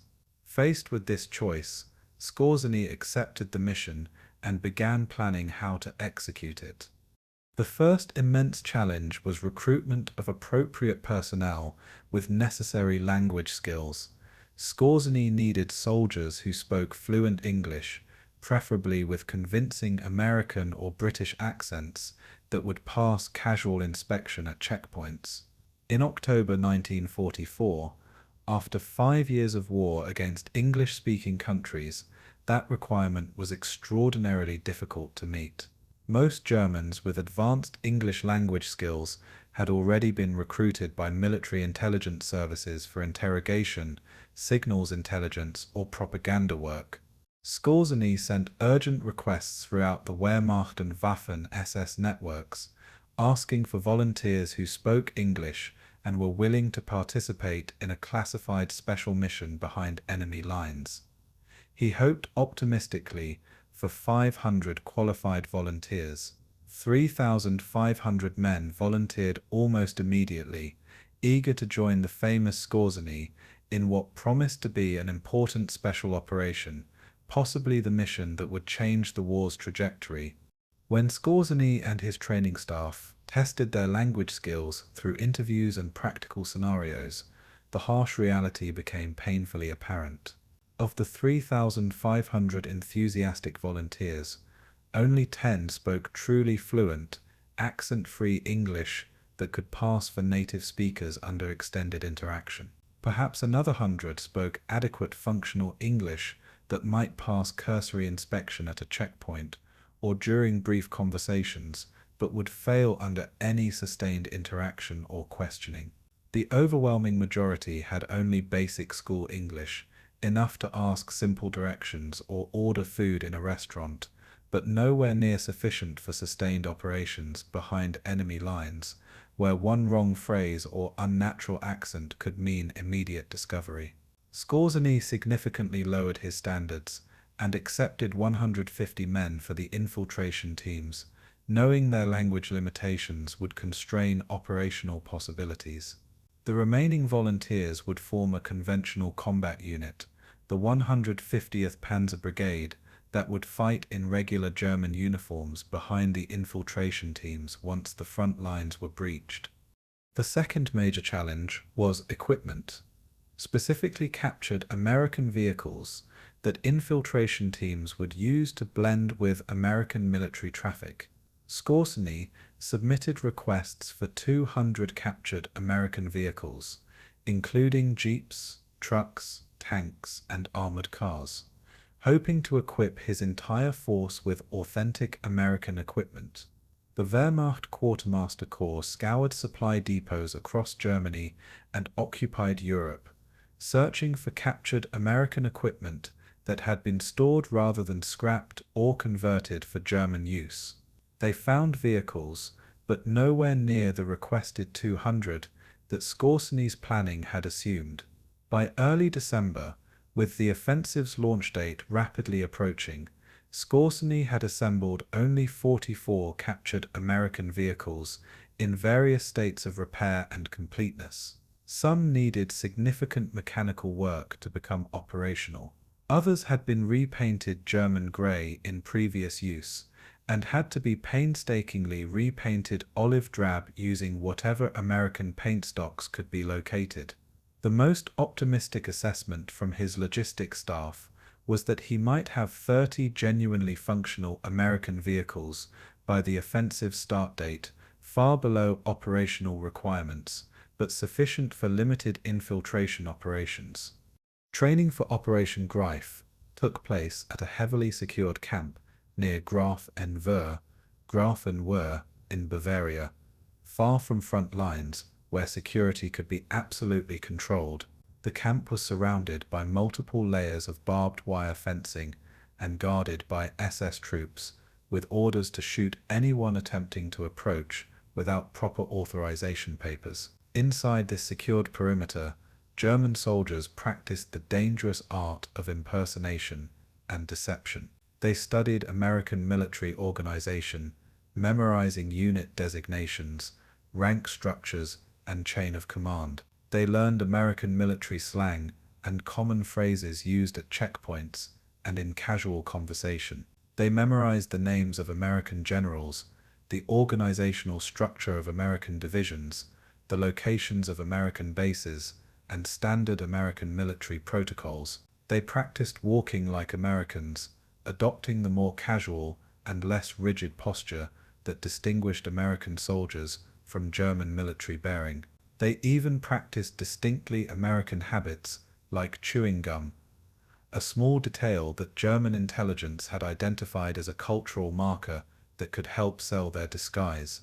The mission parameters that Skorzeny established, or at least claimed to establish in later testimony, were carefully worded to maintain theoretical compliance with international law. Infiltration teams would wear American uniforms while behind enemy lines for the purpose of deception and movement through American-controlled areas. However, they were explicitly ordered to remove American uniforms or cover them with German smocks before engaging in any combat action, maintaining the theoretical distinction between legal deception and illegal perfidy. This distinction was meant to keep the operation within the narrow bounds permitted by the Hague Convention, which allowed ruses and stratagems but prohibited fighting while disguised as the enemy.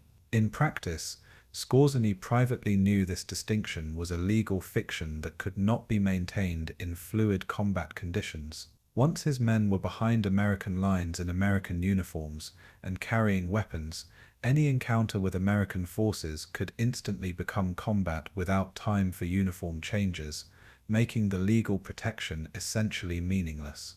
December 16th, 1944, 5:30 in the morning.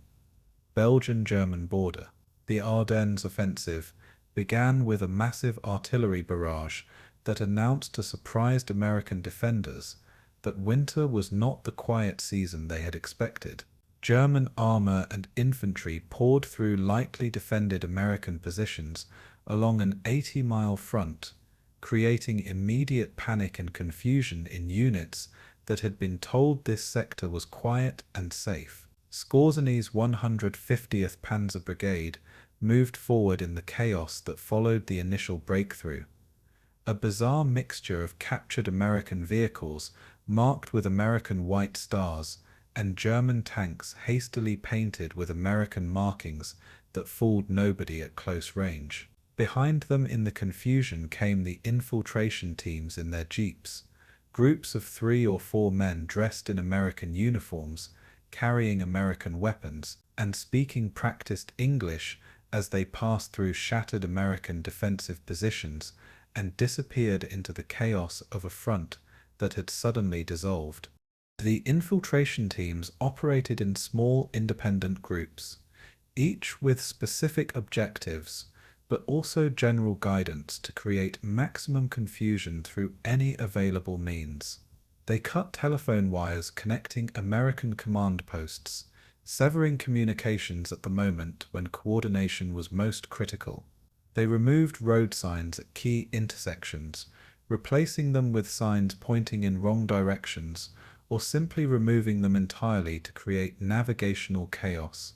They switched directional arrows at crossroads, sending American reinforcements and supply columns in wrong directions where they would encounter German forces or simply get lost.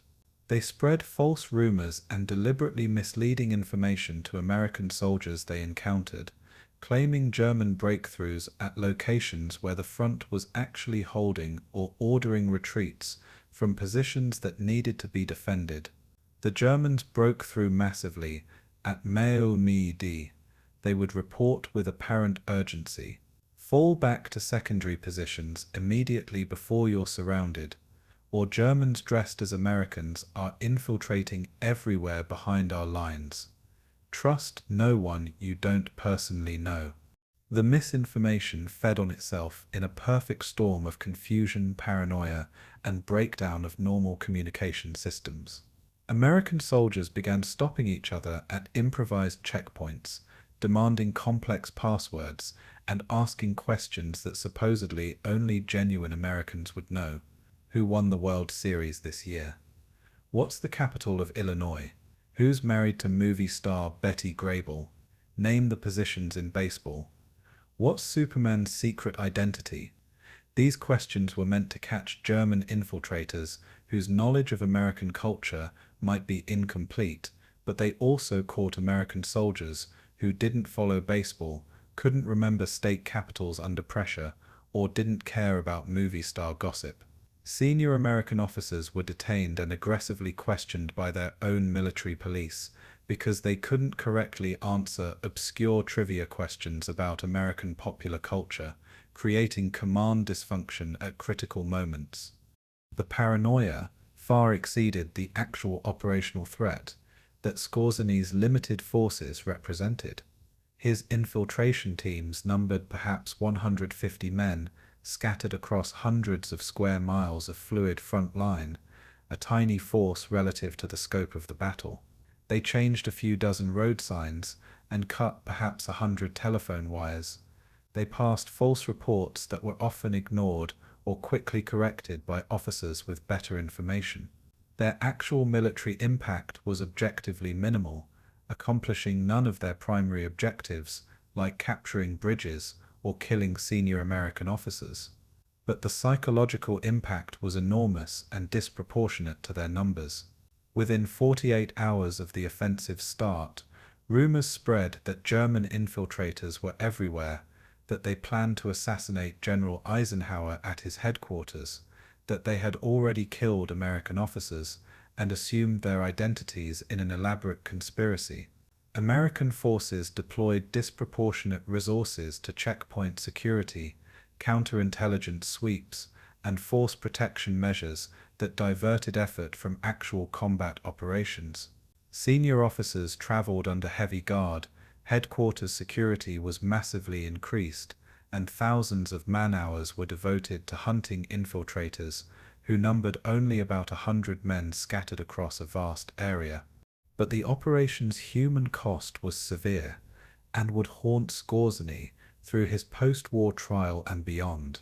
On December 21st, 3 men from one of the infiltration teams were captured near Ivy, Belgium, by American military police conducting checkpoint operations. They were Unteroffizier Manfred Pernes, Obergefreiter Wilhelm Schmidt, and Gefreiter Gunther Billing, all wearing complete American uniforms, including helmets, boots, and identification tags. Under interrogation lasting several hours, they admitted to being German soldiers assigned to Skorzeny's Special Operations Unit on a mission to create confusion behind American lines. They insisted repeatedly that they had explicit orders not to engage in combat while wearing American uniform, maintaining the legal fiction that Skorzeny had constructed. But their American captors were uninterested in such fine legal distinctions or theoretical compliance with international law. American military law and the Hague Convention were both clear: soldiers fighting in enemy uniform were spies subject to execution. On December 23, 1944, just 3 days before Christmas, the 3 Germans faced an American military tribunal in a proceeding that lasted less than 2 hours. The evidence was straightforward and undeniable. They were German soldiers captured behind American lines, wearing American uniforms. Their intent to create military harm was obvious even if they claimed not to have engaged in direct combat.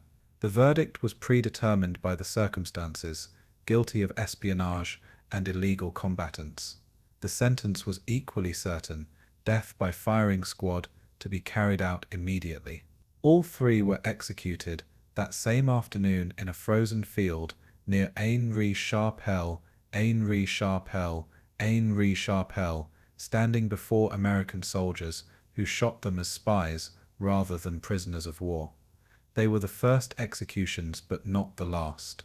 Over the following weeks, as the Ardennes offensive collapsed and American forces regained control of lost territory, American military police captured and executed 18 of Skorzeny's men total for the crime of wearing American uniforms behind enemy lines.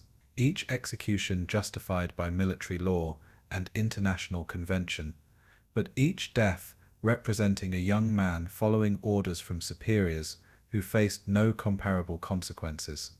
Skorzeny himself never crossed into American lines during Operation Greif, never wore an American uniform in a combat zone, and never personally conducted any of the infiltration operations he had planned and ordered. He commanded the 150th Panzer Brigade in its conventional combat role, fighting in proper German uniform with German insignia and German markings on his vehicles. His brigade saw heavy combat south of Malmedy in engagements that were brutal and costly, taking significant casualties without achieving breakthrough objectives. The Ardennes offensive as a whole failed comprehensively within 2 weeks. Germany's last strategic reserves were expended for no meaningful gain, and the war's outcome became completely inevitable. But Skorzeny had created something that would outlast the failed offensive, a legal precedent and unanswered moral questions that would follow him to a courtroom at Dachau and into historical debates that continued decades after his death. Had he violated the laws of war in ways that constituted genuine war crimes? Or had he conducted legitimate deception operations within the narrow bounds international law permitted? His defense would rest on the argument that his men were ordered to infiltrate in American uniform, but specifically ordered to remove those uniforms before engaging in combat, maintaining theoretical compliance with the Hague Convention's exception for ruses and stratagems. The prosecution would argue that the distinction was meaningless sophistry, that infiltrating enemy lines in enemy uniform with intent to cause military harm was perfidy regardless of theoretical prohibitions on fighting in disguise. 18 dead men provided testimony about which interpretation prevailed in actual practice when theory met battlefield reality.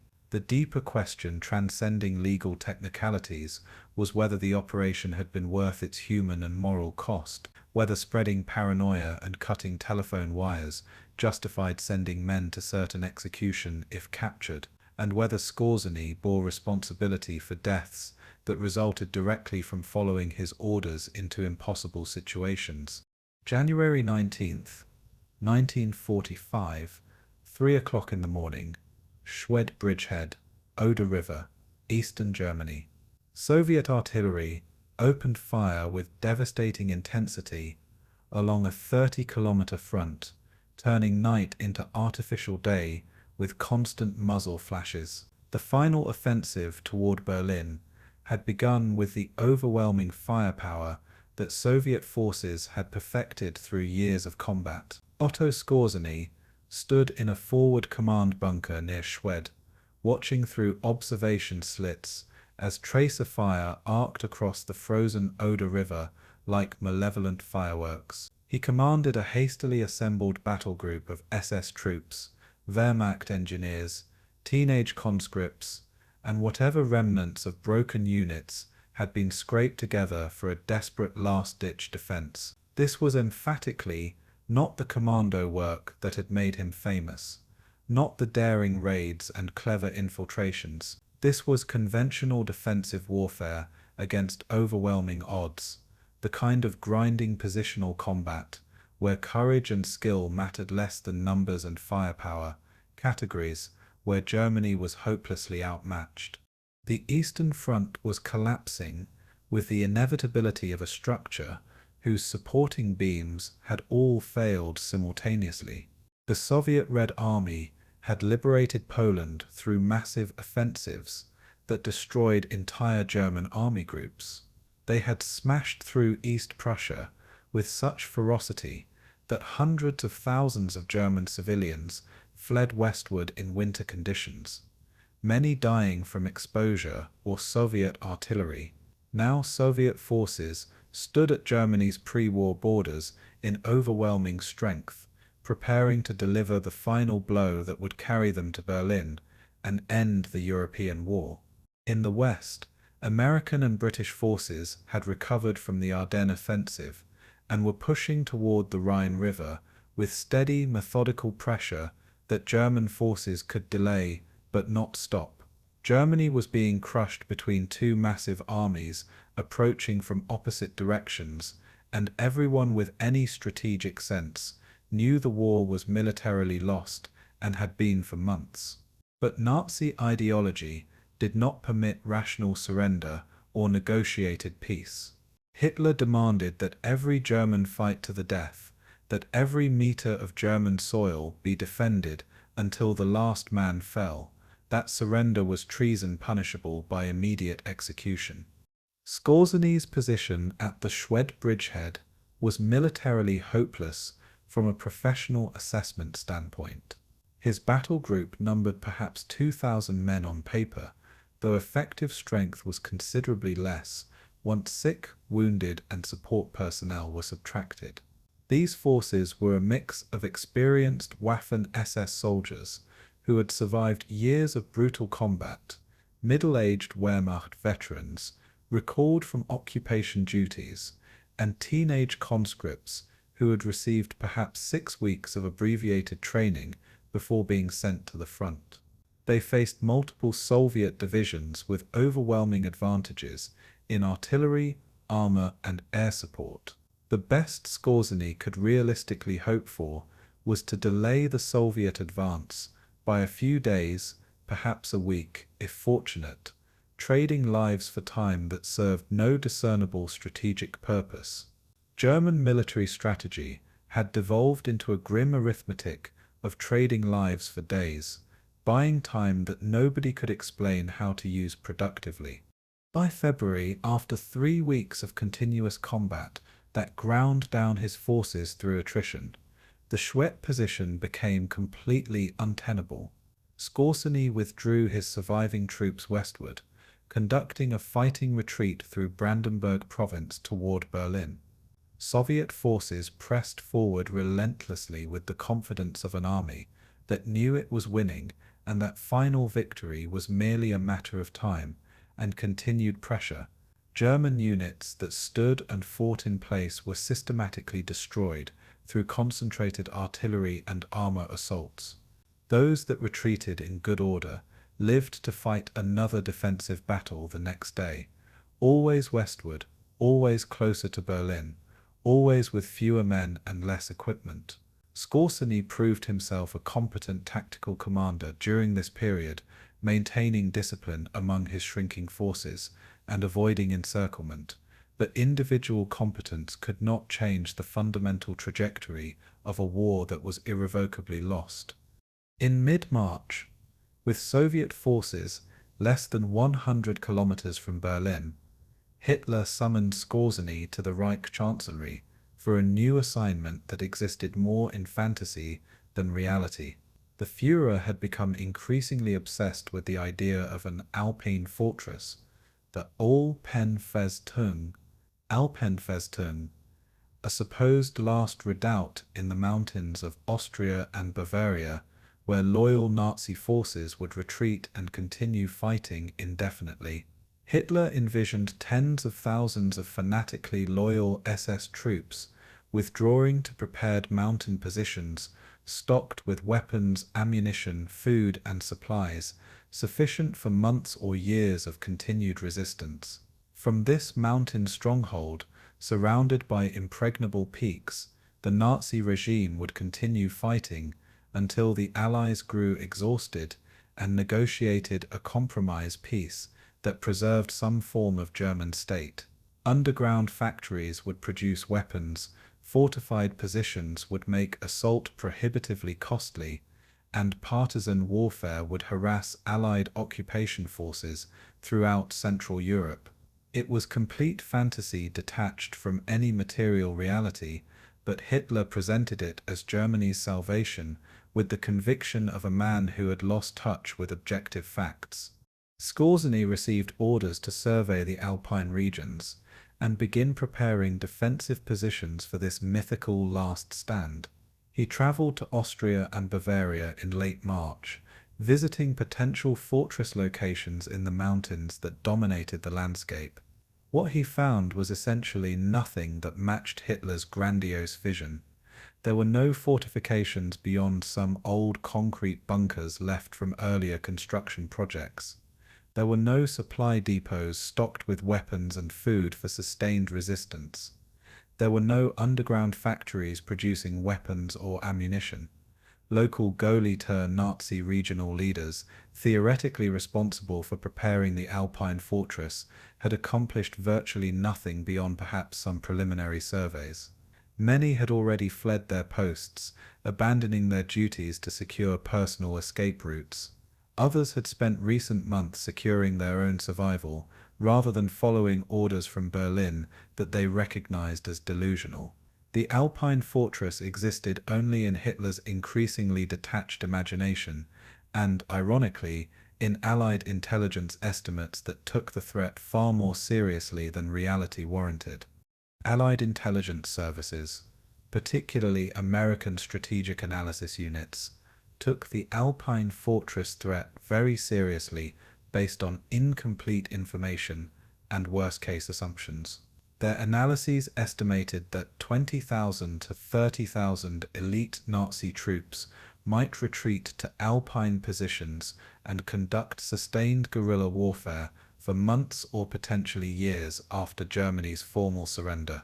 This assessment influenced Allied strategic planning significantly, leading to decisions about force deployment, occupation zones, and whether to prioritize capturing Berlin or securing southern Germany first to prevent Nazi forces from reaching Alpine positions.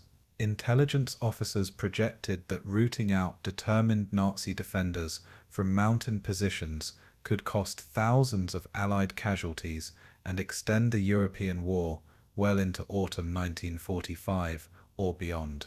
These estimates shaped operational planning despite having virtually no basis in reality on the ground, where fewer than 5,000 poorly equipped and demoralized troops were scattered across the Alps with no coherent defensive plan and diminishing will to continue fighting.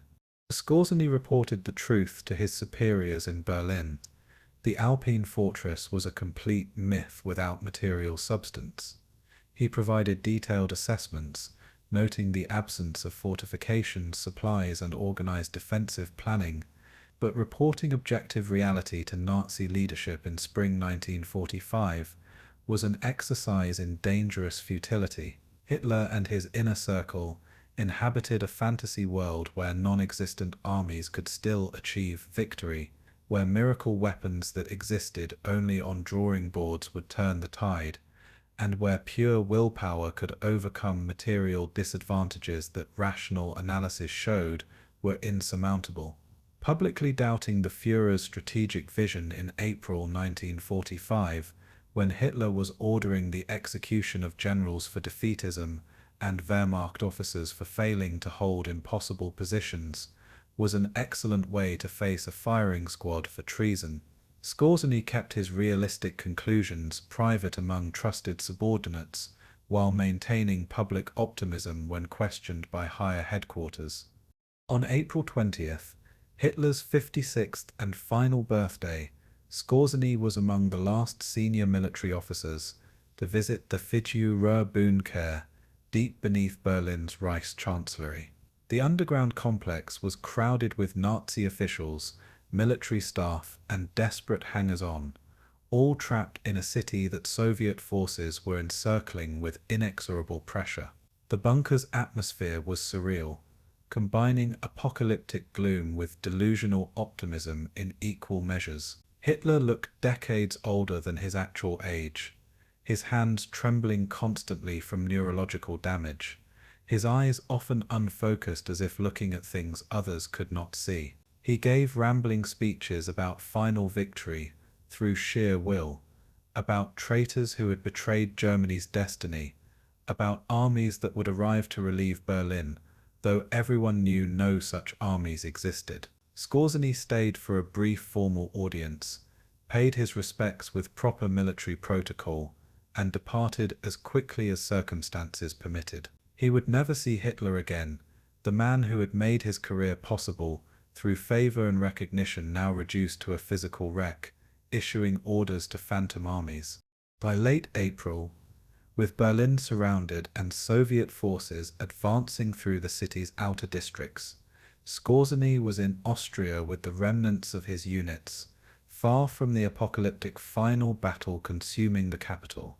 The Werwolf program, a planned stay-behind resistance network of Nazi guerrillas who would continue fighting after formal surrender, had been one of his administrative responsibilities during the war's final months. He had helped train some operatives in sabotage techniques, established supply caches in remote locations, and created rudimentary communication networks. But the Werewolf program was yet another Nazi fantasy that collapsed on contact with reality. German civilians were exhausted beyond measure, starving from years of deprivation, and desperate for the war to end at any cost. Almost nobody volunteered for suicide missions to ambush American or Soviet troops, to sabotage occupation authorities, or to continue fighting for a cause that was obviously lost. The few werewolf operations that actually occurred were ineffective pinpricks that accomplished nothing strategically and often resulted in brutal Allied reprisals against nearby civilians, discouraging further resistance. On May 2nd, Germany's military command announced Hitler's death, claiming he had died heroically defending Berlin, though the truth of his suicide was known to senior officers. He had shot himself in his bunker on April 30th, as Soviet troops closed within blocks of the Reich Chancellery, choosing self-inflicted death over capture and trial. With Hitler's death, Germany's fragmentary command structure collapsed completely into competing authorities issuing contradictory orders. Some military units continued fighting with fanatical determination. Others surrendered immediately to whoever would accept their capitulation. Still others simply dissolved, with soldiers discarding uniforms and attempting to blend into civilian populations. Skorzeny, commanding mixed SS and Wehrmacht forces in Austria, faced the choice that would define his post-war fate: fight to the death as SS ideology theoretically demanded, or arrange a practical surrender that would save his men's lives, and possibly his own.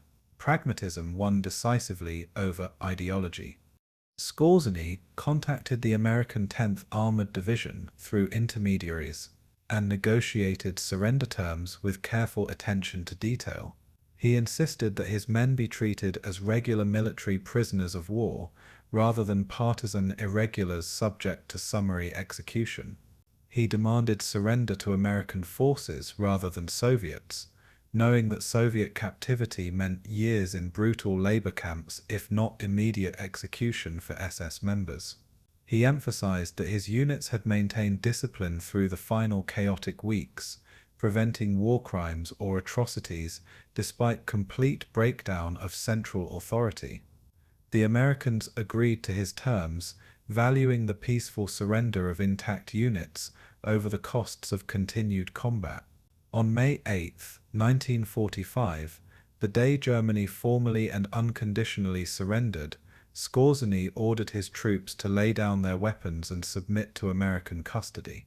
He had maintained discipline and military order to the very end, preventing the chaos and last-minute atrocities that characterized the final days in many sectors.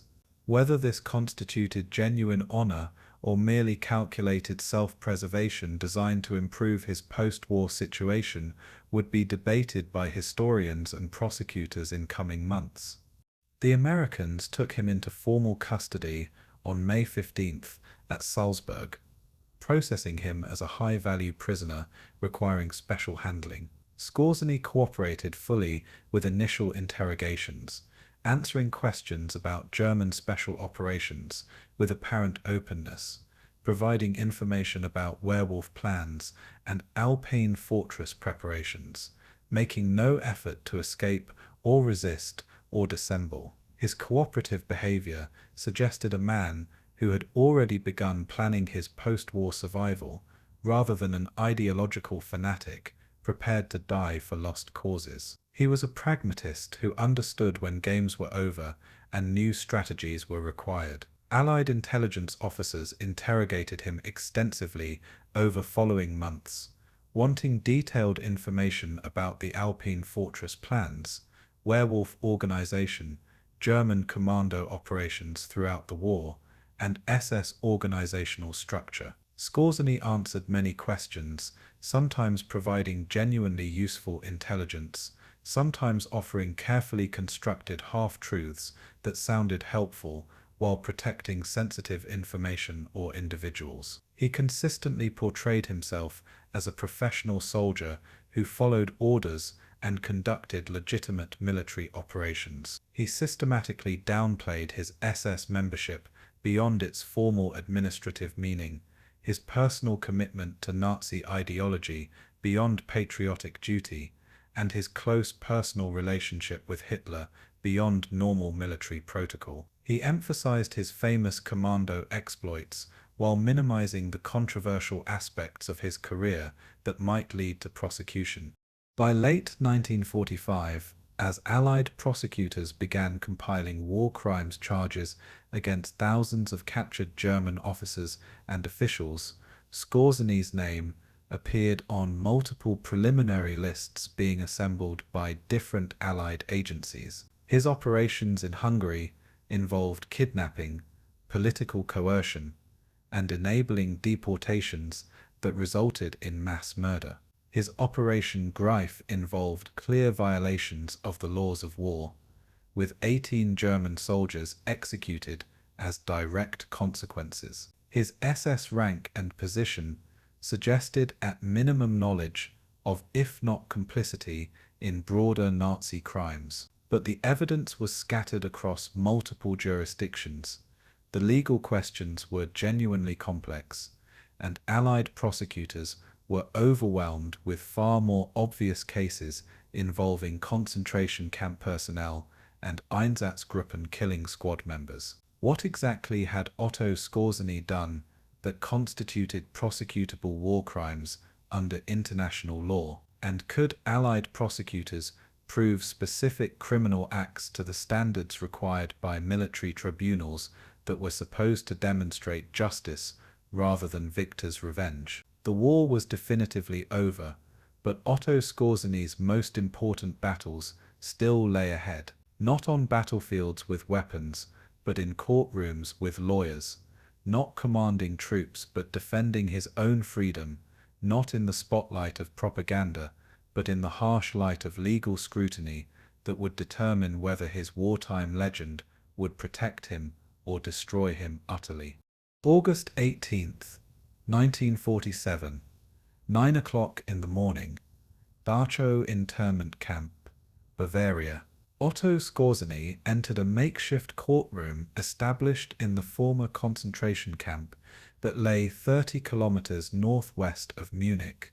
The location was deliberately and symbolically chosen by American occupation authorities.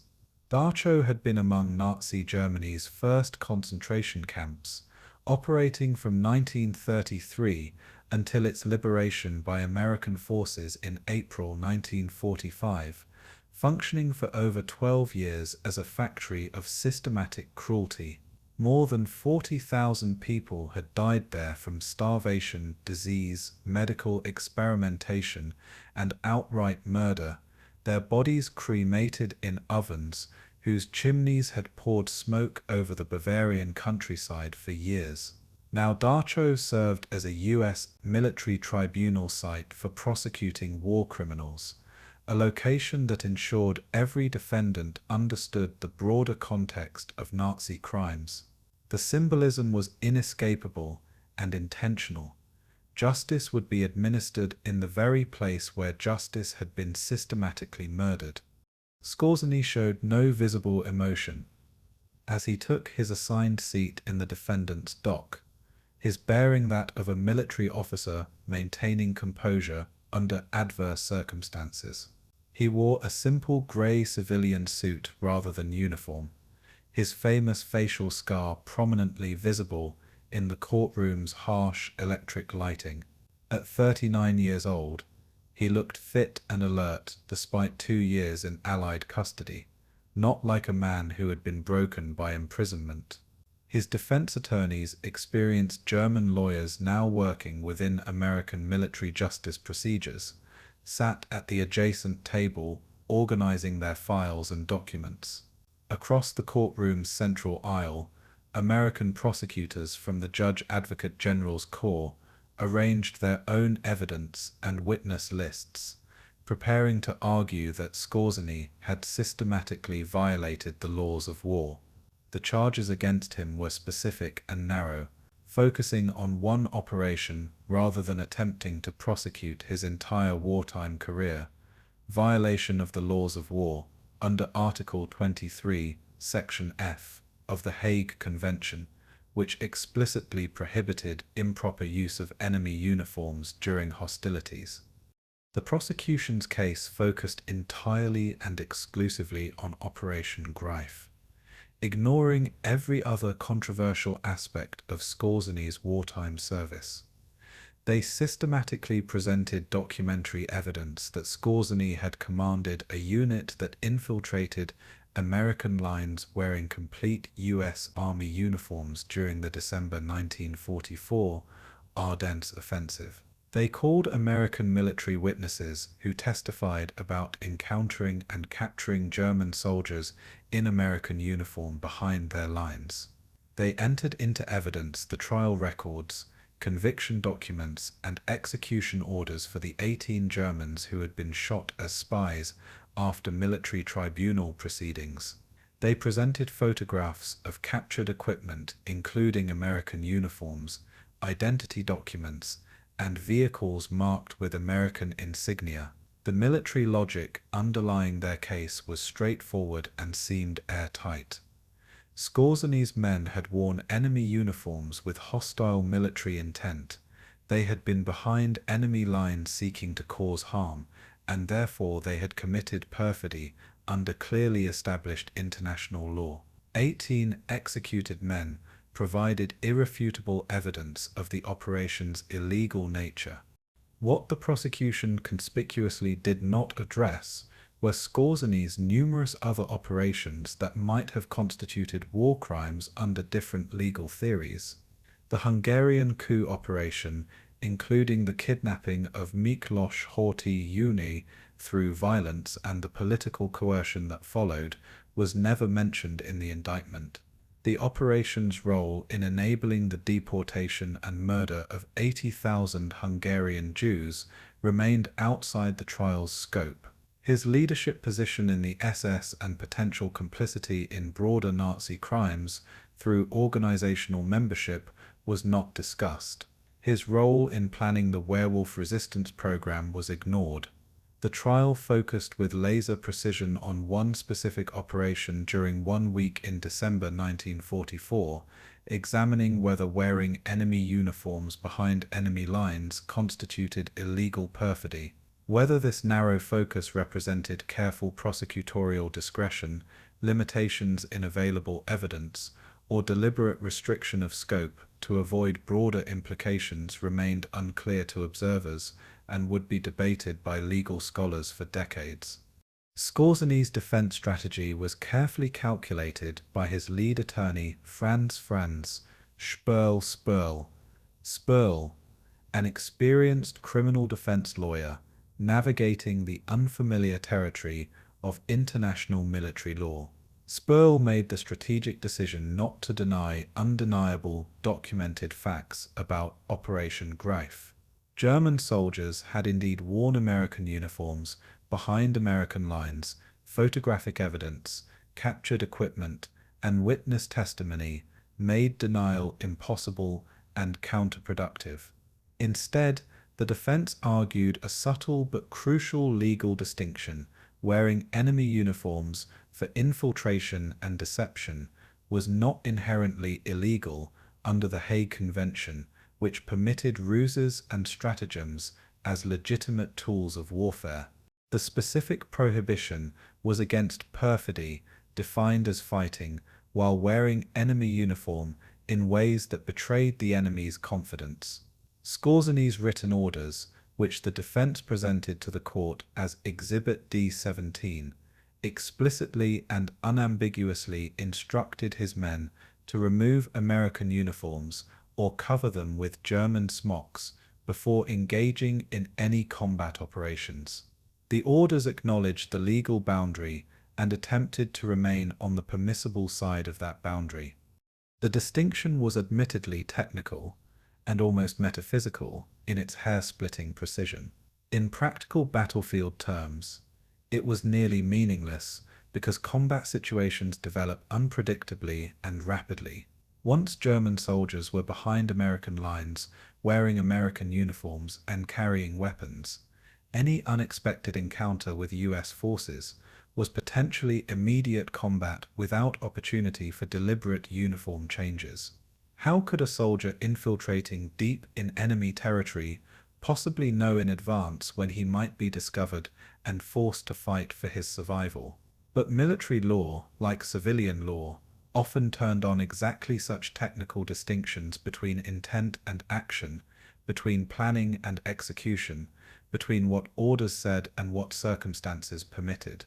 The defense argued that Skorzeny had made documented good faith efforts to comply with international law's requirements by explicitly ordering his men not to fight while in disguise, and that criminal liability required proving he intended to violate the law rather than trying to operate within its boundaries. The trial's dramatic turning point came unexpectedly on September 7, 1947, when the defense called a surprise witness who would fundamentally alter the proceedings' trajectory. Wing Commander Forrest Frederick Edward Yo Thomas, a highly decorated British Royal Air Force officer, who had served with the legendary Special Operations Executive during the war, took the witness stand in his RAF uniform, with multiple decorations visible. Yo Thomas was known throughout Britain and Allied intelligence circles by his operational code name White Rabbit, and he was a genuine war hero of British covert operations in occupied France, having survived Gestapo torture and concentration camp imprisonment. His testimony carried immense credibility that the prosecution could not easily dismiss or impeach. What he said would change everything about how the tribunal viewed the charges against Skorzeny. Yo Thomas testified with calm professional authority that British commandos and SOE agents had regularly and routinely worn German uniforms while conducting military operations in occupied Europe throughout the war. SOE operatives had infiltrated German military positions dressed as Wehrmacht soldiers to conduct sabotage operations, gather vital intelligence, and support resistance movements. The tactical purpose was identical to Skorzeny's Operation Greif, used deception and disguise to achieve military objectives that would be completely impossible if operators wore obvious British uniforms. When the prosecutor pressed him on whether SOE agents removed their German disguises before engaging in combat, Yo Thomas admitted candidly that in actual battlefield practice, combat situations often developed without warning or time for preparation, making deliberate pre-combat uniform changes impossible. When you were discovered by enemy patrols while wearing their uniform, you fought immediately with whatever you had because the alternative was capture and execution. The theoretical distinction between infiltration and combat collapsed instantly when someone started shooting. The prosecution was thoroughly blindsided by this testimony and had no effective response prepared. If the tribunal ruled that Skorzeny's actions constituted prosecutable war crimes, the exact same legal standard would logically apply to Allied special operations that had used identical tactics throughout the war. British SAS teams operating behind German lines, American OSS operatives conducting sabotage in occupied Europe, Soviet partisan forces that regularly wore German uniforms for infiltration, all would technically be guilty of the same perfidy charges now being leveled against Skorzeny. Convicting Skorzeny would establish a legal precedent that could theoretically be used against Allied personnel, potentially by future enemies in future conflicts. The geopolitical context mattered enormously. The Cold War between Western powers and the Soviet Union was already well underway by September 1947. American and British intelligence agencies were actively recruiting and employing former German officers for their knowledge of Soviet military capabilities and Eastern European operations. Creating legal precedents that might constrain future special operations or provide propaganda ammunition to Soviet prosecutors was strategically undesirable from Western intelligence perspectives that prioritized Cold War competition over historical justice. The tribunal consisted of 6 American military officers, 1 colonel serving as president, 3 lieutenant colonels and 2 majors, all career soldiers, rather than trained lawyers or judges, though they had received intensive instruction in military justice procedures. They were professional military men accustomed to making difficult decisions under pressure, but they were now facing genuinely difficult legal and moral questions without clear answers. Over 9 days of testimony, evidence presentation, and legal argument, they heard conflicting interpretations of ambiguous treaty language. The Hague Convention's provisions were written in the early 20th century and had never anticipated the kind of special operations warfare that had become common by 1944. What exactly constituted perfidy, as opposed to legitimate ruses and stratagems? Was deception itself illegal, or only certain types of deception? Where was the line between permissible battlefield trickery and impermissible betrayal of enemy confidence? The treaty text provided no clear guidance for these questions. On September 9, 1947, After deliberating for less than 2 full days, the tribunal delivered its verdict in a crowded courtroom packed with journalists, former German officers, Allied officials, and relatives of the 18 executed German infiltrators.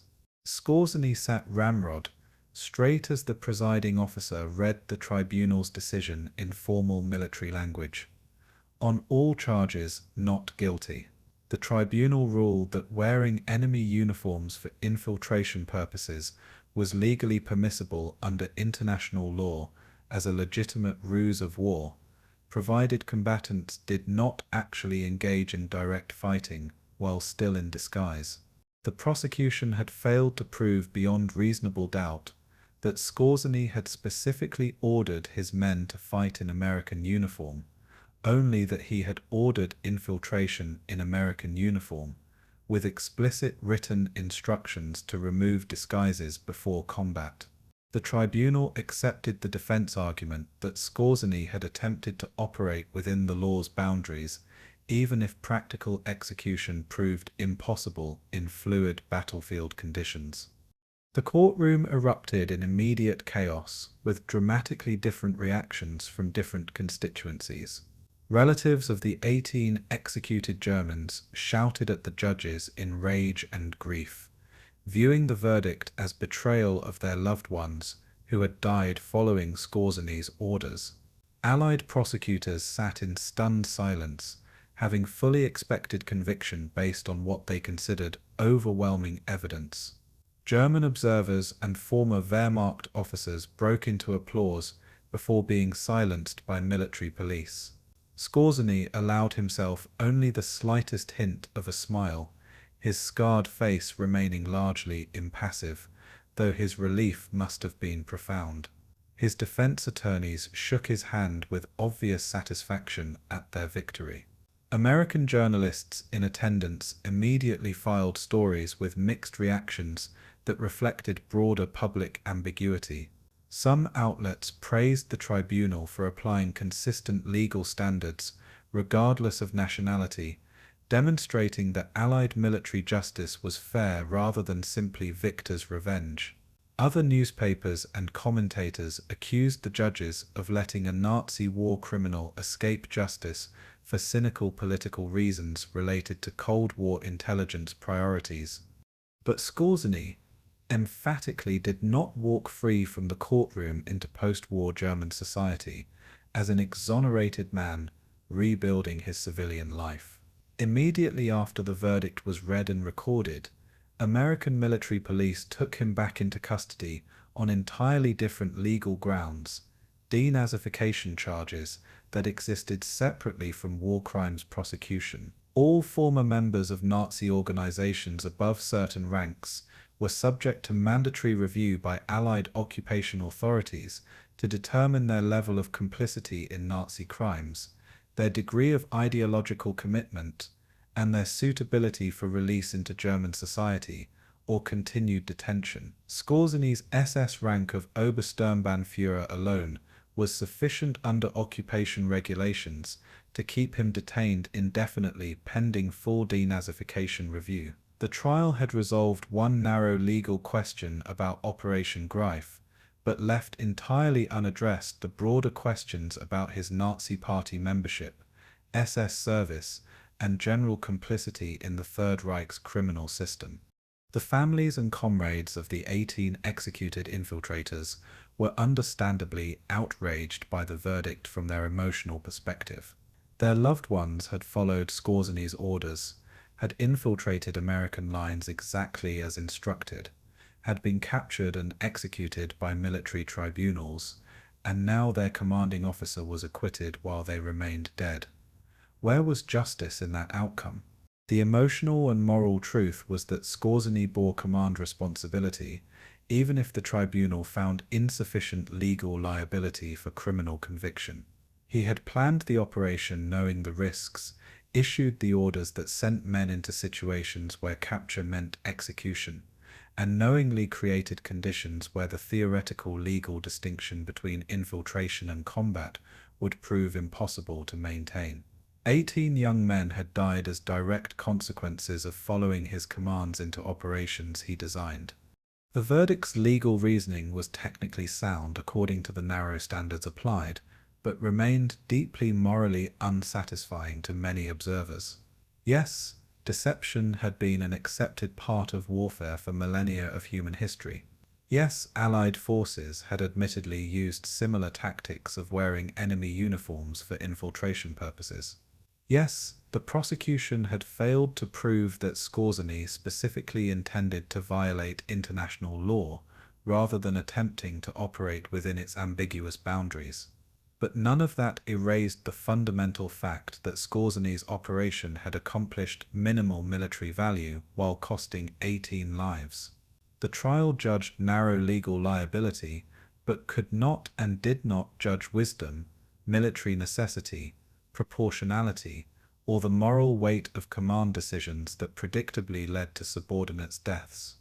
What the trial conspicuously and deliberately did not address was the much broader question of Otto Skorzeny's overall role in Nazi Germany's criminal system. His SS membership since 1939 and his rise to field-grade rank were never prosecuted as crimes in themselves. His personal loyalty to Adolf Hitler and willing service to a genocidal regime remained outside the trial's scope. His participation in the Hungarian operation that directly enabled the deportation and murder of 80,000 Jews was never mentioned in the courtroom. His role in establishing and training SS Special Operations units remained unexamined. The trial focused with laser precision on one narrow aspect of one specific operation, deliberately leaving the fuller moral and historical accounting for others to judge. That broader judgment would prove far more complicated and damning than any courtroom verdict could capture. As Skorzeny returned to detention in American custody following his acquittal, he had substantial reason for cautious optimism about his eventual fate. He had been acquitted of the most serious and best documented charges against him in a proceeding that had received international attention. Allied prosecutors had shown themselves reluctant to bring additional cases given the legal complexities and precedent implications. The Cold War was creating fundamentally new priorities where former German officers with intelligence value were increasingly viewed as potential assets rather than war criminals requiring prosecution.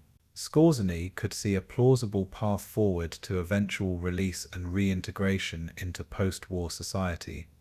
But that path would require patience, continued cooperation with occupation authorities, and careful management of his public image. What he apparently could not accept was waiting patiently for official processes to run their course through proper channels. Within 10 months of his acquittal, Otto Skorzeny would stage one final commando operation, his own escape from Allied custody, in a nighttime breakout that would transform him from acquitted defendant into fugitive and mark the beginning of his second career in the shadows of post-war Europe. July 27th, 1948. 3 o'clock in the morning. Darmstadt internment camp, American occupation zone, southwestern Germany. 4 men crawled silently through damp grass toward the perimeter fence that separated incarceration from freedom, moving with practice stealth learned through years of military training. They had spent weeks meticulously studying guard patterns during their daily exercise periods, identifying the predictable gaps in coverage when sentries changed positions or took unauthorized smoking breaks. They had memorized the weakest section of the double-layer fence, where maintenance had been delayed and wire tension had loosened. They had gathered tools piece by piece, wire cutters obtained through bribery, civilian clothing smuggled in by sympathetic visitors, forged identity documents provided by outside Confederates. The camp held several hundred former SS officers awaiting denazification proceedings that could take months or years to complete, Given the overwhelming backlog of cases, most detainees would eventually be released with minor restrictions or given light sentences for party membership. But one of the four men crawling through the darkness could not afford to wait for official processes that might take unpredictable turns. Otto Skorzeny was taking his freedom by force one final time. Wire cutters made surprisingly quick work of the chain-link fence, the sharp tools slicing through metal strands with muffled snapping sounds that seemed impossibly loud in the pre-dawn silence. The four men held their breath after each cut, waiting to see if guards had heard the distinctive sound of parting metal, ready to scatter if alarm bells rang. No alarm came, no searchlights swept across them, no guard dogs barked warnings into the night. They widened the gap until a man could squeeze through, then slipped one by one into the darkness beyond the fence perimeter. They moved quickly away from the camp through fields and forest, putting distance between themselves and inevitable discovery at morning roll call. Within minutes, they disappeared into the German countryside as completely as if they had never existed, vanishing like ghosts dissolving into fog. Guards discovered the escape at morning roll call when four prisoners failed to answer their names, triggering an immediate manhunt that involved American military police, German civilian authorities, and intelligence agencies. They searched roads, railway stations, border crossings, and known safe houses associated with former SS personnel. They interviewed known associates and family members. They offered rewards for information leading to capture. They found absolutely nothing, no trace, no credible sightings, no useful leads. Skorzeny and his companions had vanished completely. The escape had clearly and obviously been planned, with substantial outside assistance, requiring resources and organization that imprisoned men could not provide themselves. Cutting through a prison fence required wire cutters that prisoners did not possess and could not manufacture. Evading Allied checkpoints that controlled movement throughout occupied Germany required civilian clothes, false identity papers with appropriate stamps and signatures, money for bribes and transportation, and detailed knowledge of patrol patterns and checkpoint locations. Someone on the outside had organized the logistics with professional competence, coordinating multiple elements to create a functioning escape network. American and British intelligence agencies immediately suspected an organized network of former SS officers systematically helping each other escape prosecution and establish new lives, but they had frustratingly little solid evidence of its structure, leadership, or operating methods. The network apparently had no official name or formal organization, though rumors circulating in intelligence circles called it Odessa, supposedly standing for Organisation der ehemaligen SS-Angehörigen, Organization of Former SS Members. The name suggested a coherent structure with membership lists, hierarchical command, and coordinated operations across multiple countries. The truth about Odessa was simultaneously more complicated and less formally organized than the name implied or than Allied intelligence assessments suggested. There was no single unified Odessa organization with membership cards, formal structure, central headquarters, or coordinated command authority issuing orders across Europe. Post-war investigations and decades of historical research have largely debunked the idea of Odessa as a monolithic organization. Instead, there were multiple loose networks of former SS officers and Nazi officials who maintained personal contacts from wartime service, shared information through trusted intermediaries, and helped each other when circumstances permitted and personal relationships warranted. Some networks were organized regionally, based on which units men had served in or which geographic areas they operated in during the war. Others were ideological, connecting committed National Socialists who still dreamed unrealistically of a Fourth Reich rising from the ashes. Still others were purely pragmatic survival networks, former soldiers helping comrades survive in a hostile post-war environment where their wartime service made them targets for prosecution. These networks overlapped, interconnected, and operated independently without central coordination. Skorzeny's escape route followed the so-called rat lines, clandestine pathways used by thousands of former Nazis fleeing Allied justice throughout the late 1940s. From Darmstadt, he moved south through Bavaria using a series of safe houses arranged by sympathetic civilians who provided temporary shelter for wanted men. Some safe house operators were former SS members themselves, with obvious motivations. Others were German nationalists who resented Allied occupation and viewed helping wanted Germans as patriotic resistance. A few were simply criminals who operated smuggling networks and found former Nazis to be profitable clients, willing to pay well for assistance. The journey required moving carefully between safe houses, avoiding major roads where checkpoint density was highest, using forged papers at unavoidable control points, and relying on guides who knew local terrain and patrol patterns. It was slow, dangerous, and required trusting strangers whose reliability could not be independently verified. By August, after several weeks of careful movement, Skorzeny had crossed from Bavaria into Austria, using forged papers identifying him as a businessman named Rolf Steiner, traveling for legitimate commercial purposes. Austria in 1948 was divided into 4 occupation zones controlled separately by American, British, French, and Soviet forces, creating borders within borders and bureaucratic complexity that could be exploited. From Austria, the rat line led southward into Italy, where the route's most controversial and historically significant element emerged.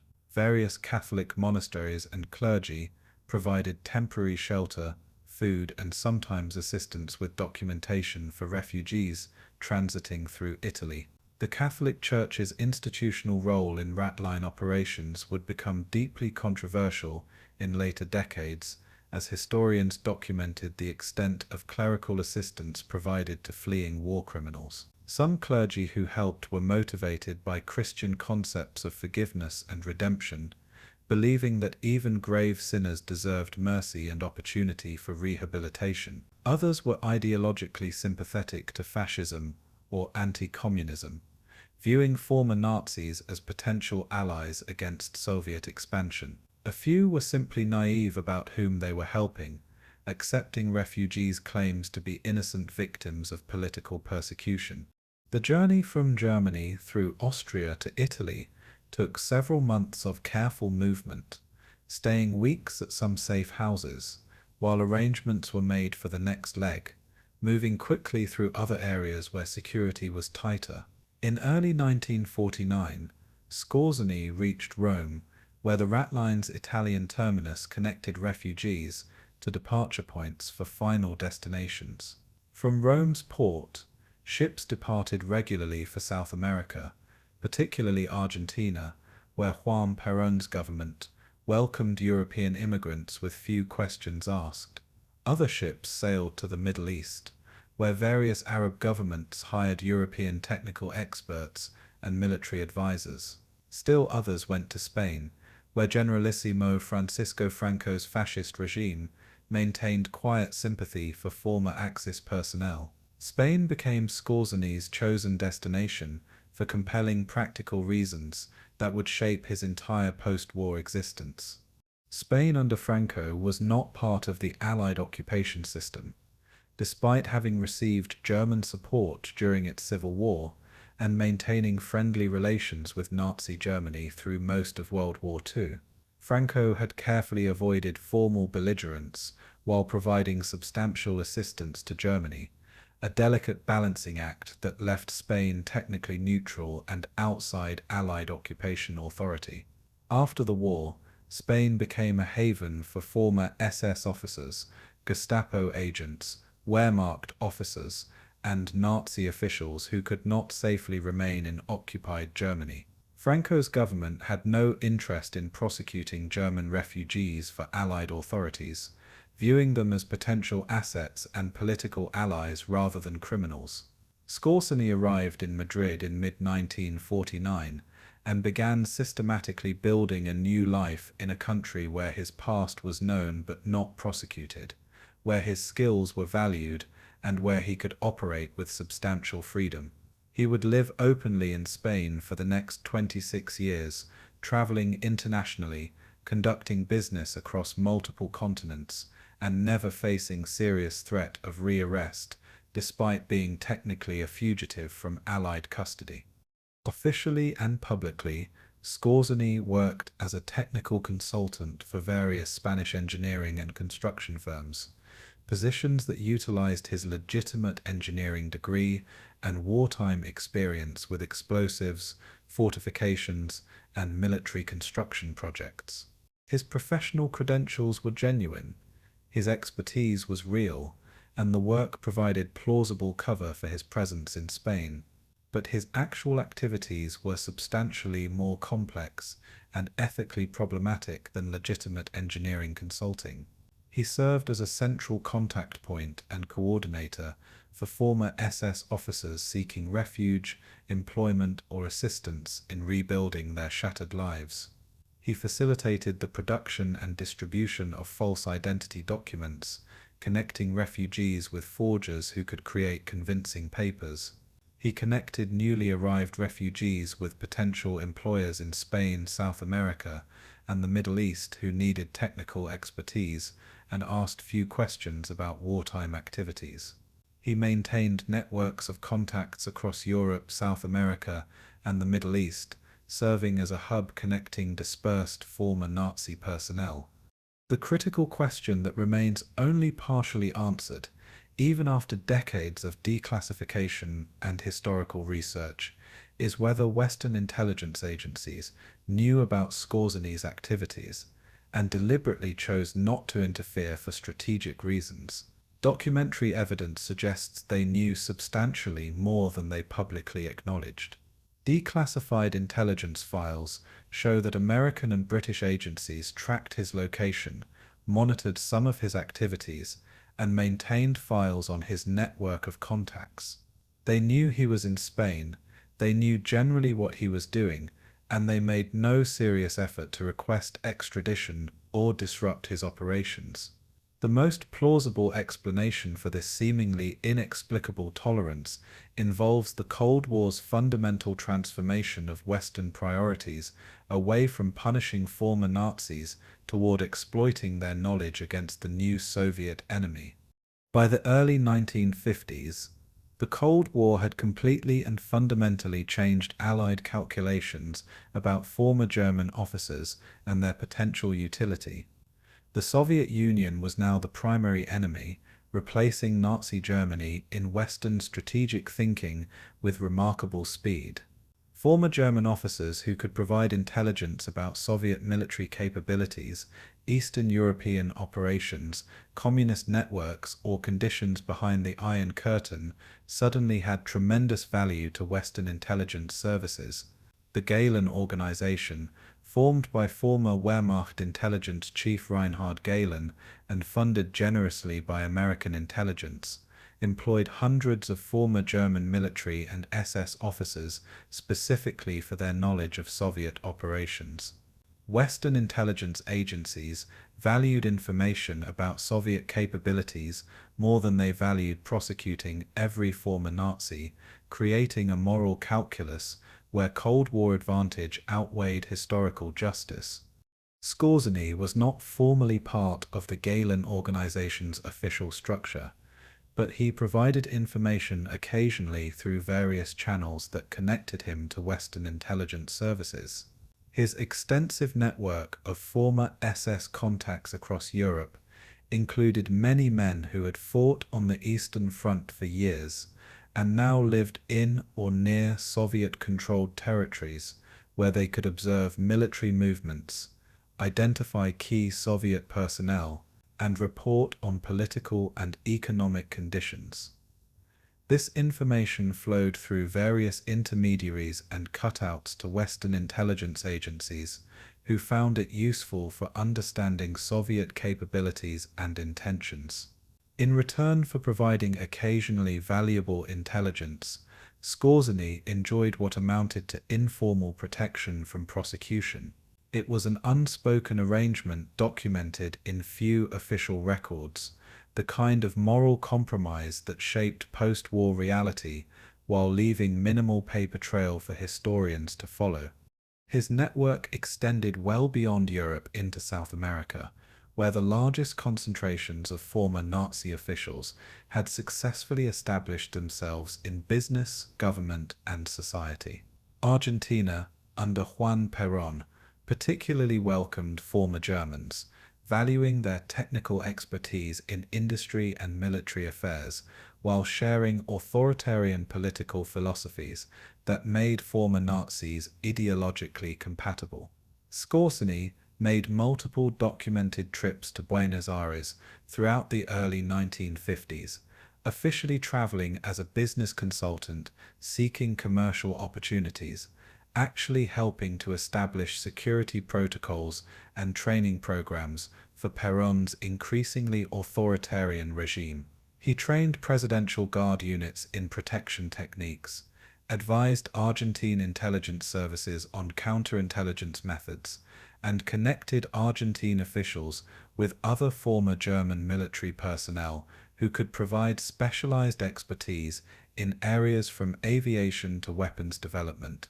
These activities were technically legal, conducted under contract to a recognized government, but they represented a former SS officer serving another authoritarian regime less than a decade after Nazi Germany's defeat.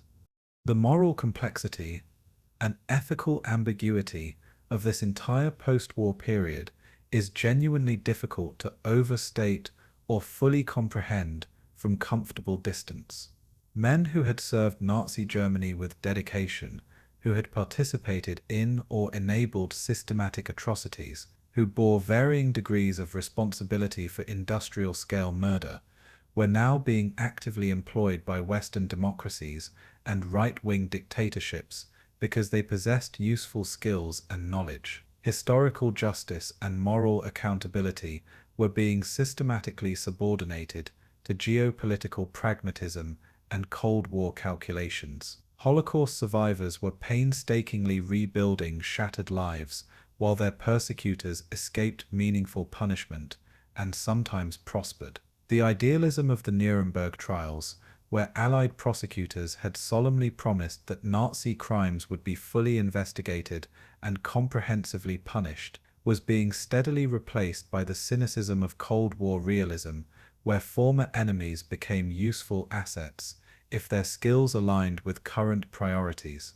Skorzeny's personal ideology during this period of the 1950s is genuinely difficult to determine with confidence from available evidence. Did he remain a committed National Socialist true believer, or had he evolved into a purely pragmatic opportunist who would work for anyone offering sufficient payment regardless of ideology? His private letters and recorded statements from this period suggest significant ideological evolution, or at least rhetorical adaptation to changed circumstances. He rarely spoke about Hitler or Nazi ideology in public, or recorded private conversations during the 1950s. He consistently presented himself as a former professional soldier serving his country in wartime, not as a political figure or ideological true believer. He avoided explicitly defending Nazi policies or expressing continued commitment to National Socialist principles in contexts where such statements would be recorded. But simultaneously, he maintained close personal friendships with unrepentant Nazis like Hans Ulrich Rudel, the Luftwaffe's most decorated pilot, who continued to advocate openly and unapologetically for National Socialist principles throughout his post-war life, and never expressed remorse for serving Nazi Germany. By the mid-1950s, Skorzeny had successfully established a stable and surprisingly comfortable life in Madrid, despite being technically a fugitive from Allied justice. He lived in a substantial villa in an upscale neighborhood, socialized regularly with Spanish military officers and business elites, traveled frequently throughout Europe and to other continents without apparent restriction or harassment. Allied authorities certainly knew his location through multiple intelligence channels, but made no effort to request extradition from Franco's Spain or to detain him during his travels. West German prosecutors occasionally discussed internally the possibility of bringing charges related to his wartime activities, but never followed through with actual indictments. Skorzeny existed comfortably in a legal gray zone that defied simple categorization: a war criminal acquitted of specific charges, an escaped prisoner never seriously pursued for recapture, a former Nazi employed by intelligence services that officially denied any relationship while maintaining operational contacts. His network of former SS officers continued to function actively throughout the 1950s and into the 1960s, providing a range of services from legitimate employment connections to more questionable activities. The network facilitated emigration for former SS personnel seeking to leave Europe, connecting them with employment opportunities in South America, the Middle East, and Africa. It maintained social bonds among men who had fought together for a lost cause, providing community and mutual support. It helped members avoid prosecution by providing false documents, safe houses, and early warning of investigation activities. Whether this network constituted a criminal organization systematically obstructing justice, or simply an informal support system for veterans helping each other survive in a hostile post-war world, depended entirely on perspective and which activities one emphasized. What remained undeniable was that Skorzeny occupied a central coordinating position within these overlapping networks, connecting men across continents and facilitating activities that ranged from completely legitimate business connections to clearly illegal obstruction of war crimes investigations. The full scope and complete details of his post-war activities would not become clear for many decades after the events themselves. Documents remained classified in intelligence archives. Participants maintained careful silence to protect themselves and others, and only fragmentary evidence emerged through occasional investigations or journalist exposés. But the general outline was visible to anyone who examined the evidence carefully. Otto Skorzeny had successfully transformed himself from Hitler's Commando into a facilitator and coordinator for the post-war network of former Nazis seeking to escape justice and rebuild lives. He was protected and enabled by Western intelligence agencies that valued his information and connections more than they valued accountability for his wartime crimes. It was a second career conducted entirely in shadows, operating in moral gray zones and legal ambiguities, that would ultimately prove more historically consequential than his famous wartime operations that had made him internationally notorious. The man with the scarred face had found his true calling, not in dramatic commando raids, but in the patient, systematic work of building and maintaining networks that operated in the space between legal and illegal, between intelligence asset and war criminal, between Cold War pragmatism and historical justice. March 15, 1952, Cairo International Airport, Egypt. A Lufthansa commercial aircraft touched down on the runway and taxied to the terminal, carrying among its passengers a tall German businessman with a distinctive facial scar that made him instantly recognizable to anyone familiar with World War II history. Otto Skorzeny was traveling under his own name, making no attempt to conceal his identity, carrying legitimate German passport documentation issued by West German authorities. He had been formally invited to Egypt by advisors to President Gamal Abdel Nasser, a revolutionary military officer who had recently seized power through a coup that overthrew King Farouk's corrupt monarchy. The new Egyptian government wanted to build a modern professional security service and elite presidential guard unit that could protect the regime from internal and external threats. They needed Western expertise, professional training, and organizational knowledge that Egyptian officers lacked. Skorzeny, with his extensive wartime experience in special operations, commando training, and security operations, had exactly the skills and knowledge they sought for transforming Egyptian security forces from incompetent palace guards into professional protection units. The financial arrangement was straightforward and remarkably generous by any standard.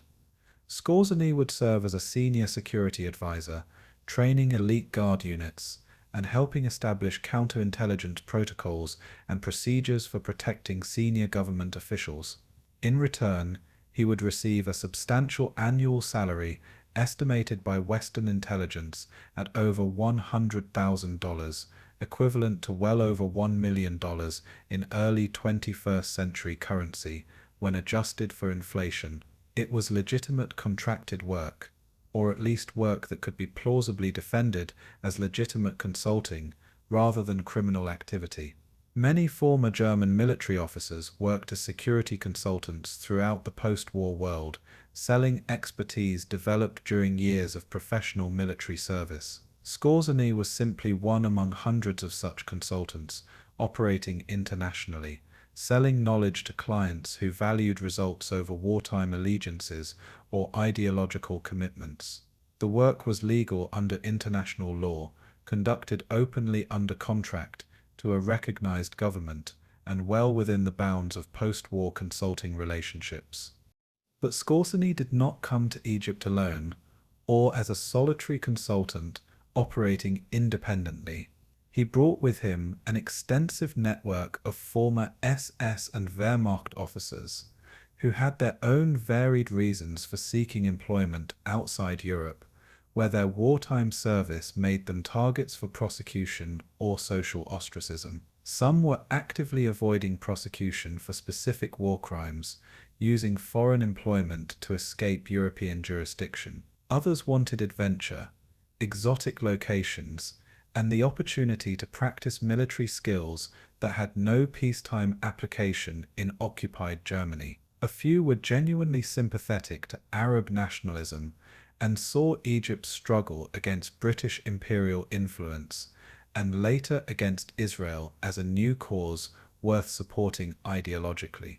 By 1953, approximately 50 former German military personnel worked in various capacities for the Egyptian government, training security forces, advising on military organization and tactics, and providing technical expertise in areas from communications to logistics to weapons systems. It was a substantial German military presence, serving an Arab nationalist government less than a decade after World War II's end.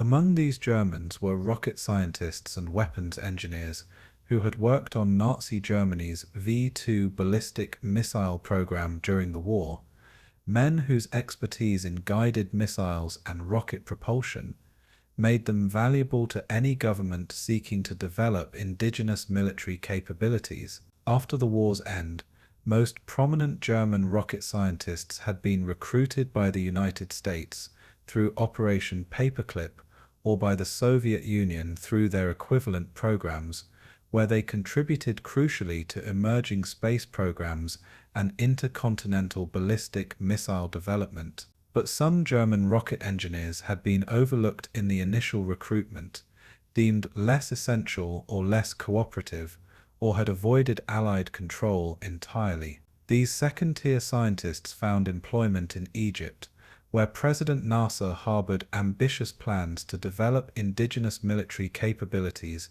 including missiles that could theoretically threaten Israel and reduce Egyptian dependence on Soviet or Western arms supplies. Their work was completely legal, conducted under official government contract, but it deeply alarmed Israeli intelligence services for obvious strategic reasons.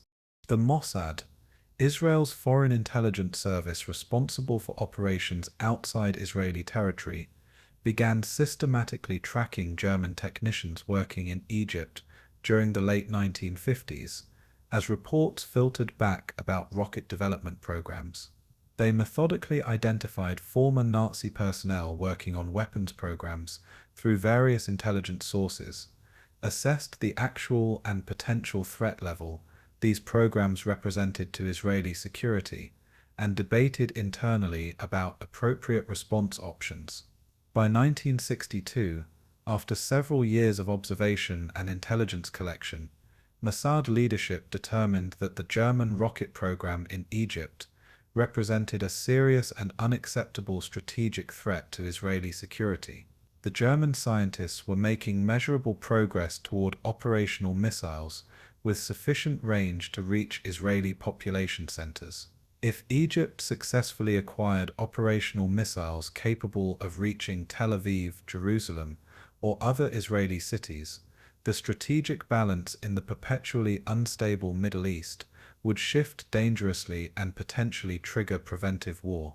Operation Damocles, named appropriately for the Greek legend of the sword hanging by a single thread over a man's head symbolizing ever-present danger, officially began in early 1962 as a coordinated Mossad campaign. Mossad operatives sent letter bombs to German scientists working in Egypt, packages that exploded when opened and caused serious injuries to several recipients. The attacks sent an unambiguous message: working for Egypt developing weapons to threaten Israel was personally dangerous, and continued employment might result in death. Several scientists immediately left Egypt and returned to Europe after receiving threats or surviving attacks. But the letter bomb campaign did not completely stop the rocket program or convince all participating scientists to abandon their lucrative contracts. Many scientists had substantial financial incentives to remain,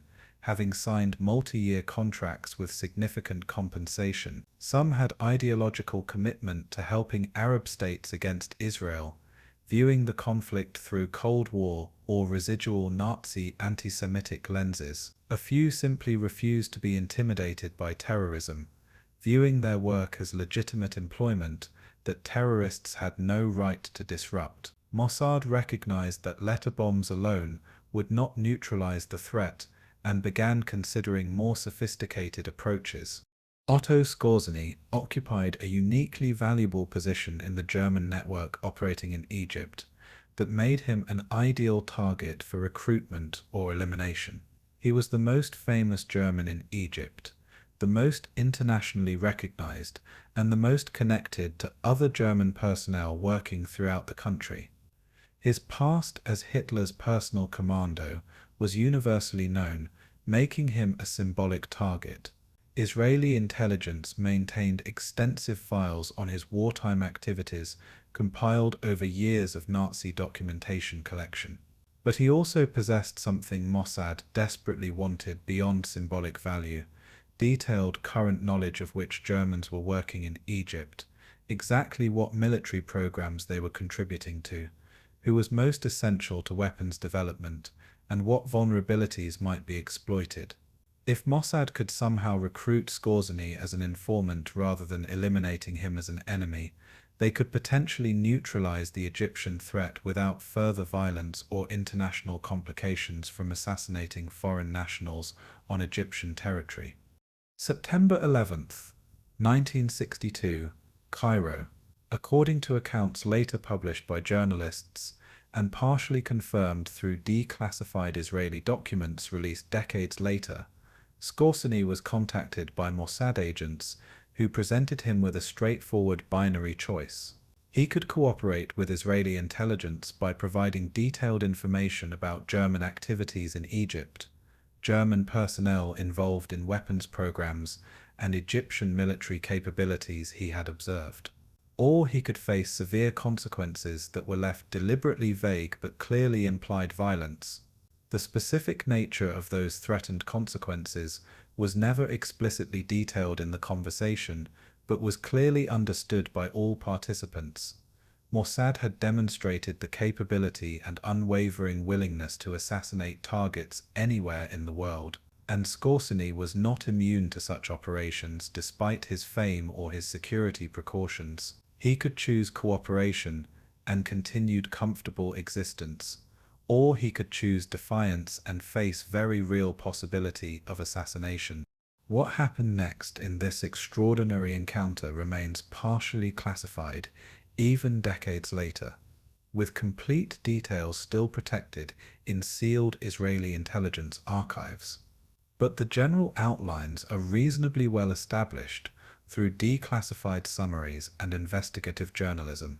Skorzeny agreed to provide information to Mossad in some capacity, becoming a source if not a fully recruited agent. He was not recruited as an ideological convert to Zionism or the Israeli cause, not presented as someone who had experienced moral transformation regarding his Nazi past. He was leveraged as a pragmatic source who chose cooperation over confrontation, survival over principles, self-interest over loyalty to former comrades.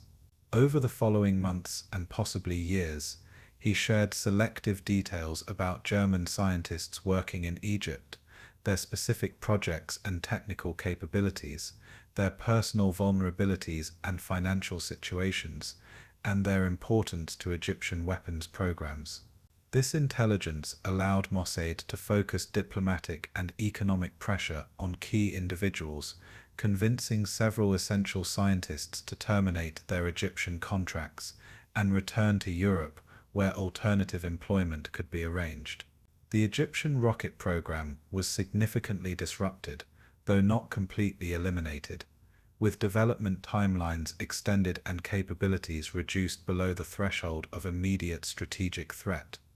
The moral complexity and historical irony of this arrangement is almost impossible to fully process or adequately describe. Israeli intelligence services, representing a state founded largely by Holocaust survivors and refugees from Nazi persecution, were actively working with and receiving assistance from one of Adolf Hitler's personal commandos and a dedicated SS officer. The man who had served Nazi Germany with complete loyalty for years, who had enabled atrocities through his Hungarian operations, who had trained SS commandos in techniques later used for war crimes, was now providing intelligence to the Jewish state he would have helped destroy a decade earlier. It was pure, cynical geopolitical pragmatism completely overriding ideology, history, and moral considerations. Mossad needed information to protect Israeli citizens from missile attacks. Skorzeny could provide that information. The past did not matter if present interests temporarily aligned, however uncomfortably. Skorzeny's motivations for cooperating with Israeli intelligence remained subject to historical debate. Without access to complete documentation, was his decision driven primarily by fear of assassination, making cooperation a survival strategy? Was he offered substantial financial inducements beyond just avoiding violence, turning cooperation into a profitable transaction? Was it cold political calculation, recognizing that Israel was more powerful and determined than Egypt, and choosing to align with the likely victor? Some intelligence analysts have suggested he had genuinely evolved ideologically over 2 decades since the war's end, that his Nazi commitment had been situational rather than deeply held and had eroded through years of pragmatic international business dealings. The truth was probably simpler and less flattering. Skorzeny was fundamentally a survivor who made whatever deals and alliances were necessary to protect his interests and continue his comfortable lifestyle, loyalty being entirely situational and negotiable when circumstances demanded flexibility. His work providing intelligence to Mossad did not end his official relationship with Egypt or require him to immediately flee the country. He continued working publicly as a security consultant through the mid-1960s, maintaining his cover and public role while providing selective intelligence to Israeli handlers through clandestine channels. It was an extraordinarily delicate balancing act that required careful management of information flow, personal relationships, and operational security. Discovery by Egyptian intelligence would have meant certain execution as a spy and traitor. Discovery by his German colleagues would have meant ostracism and possible violence from men who viewed cooperation with Israel as ultimate betrayal. But Skorzeny had spent his entire adult life operating in morally ambiguous spaces where loyalty was situational, allegiances were tactical, and survival depended on playing multiple sides against each other without getting caught.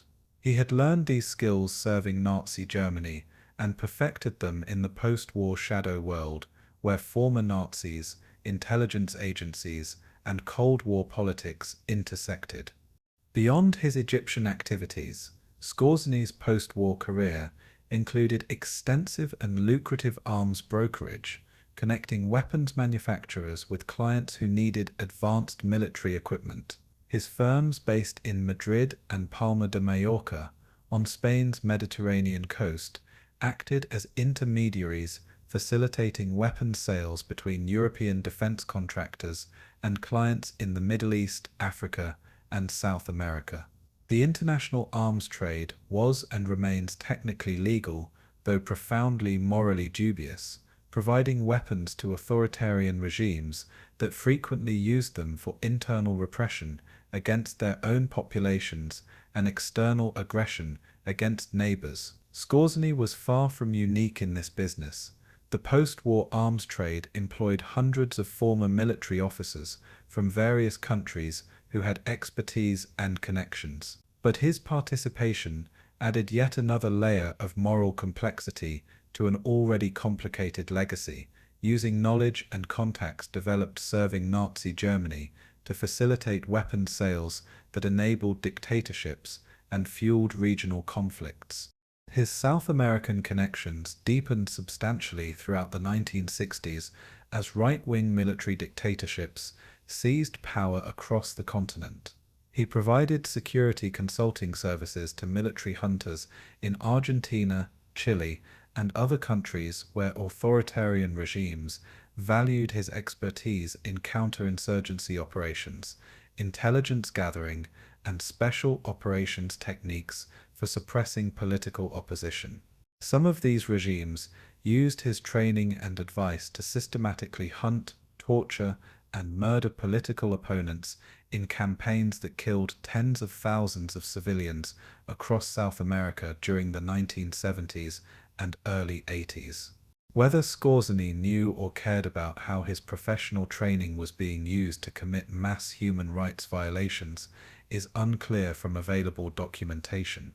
He consistently presented his work as professional and politically neutral, merely training security forces and providing technical expertise just as any military contractor would do anywhere in the world, refusing to accept moral responsibility for how clients used the skills he taught.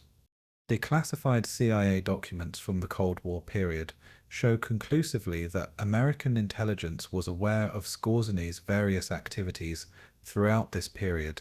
They tracked his international movements through passport control systems and intelligence reports, noted his contacts with various governments and former Nazi personnel, and occasionally debriefed him or his associates for information about right-wing networks in Europe and South America.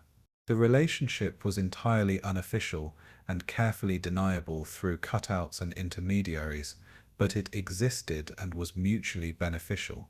Skorzeny was potentially useful to multiple intelligence services operating in the Cold War's complex landscape, which provided him substantial protection from prosecution and freedom to operate internationally without serious interference.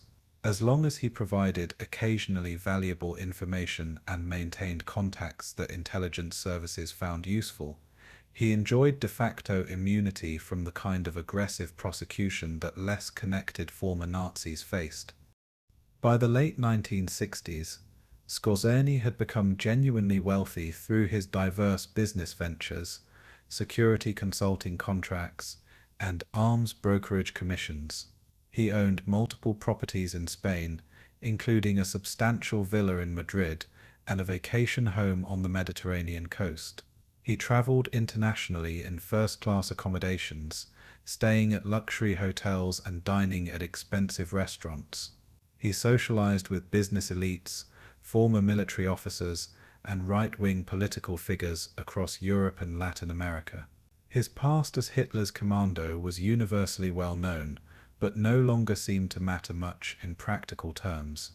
He had successfully reinvented himself as an international businessman and consultant operating in the shadowy intersections where intelligence agencies, weapons dealers, authoritarian governments, and former Nazis conducted mutually beneficial business far from public scrutiny. The scarred face that had appeared in Nazi propaganda photographs now appeared in CIA intelligence files, Mossad operational reports, and the social registers of Madrid's elite society. An extraordinary transformation that exemplified how Cold War priorities had completely superseded World War II justice. But his Nazi past never completely disappeared, regardless of how comfortable his present became.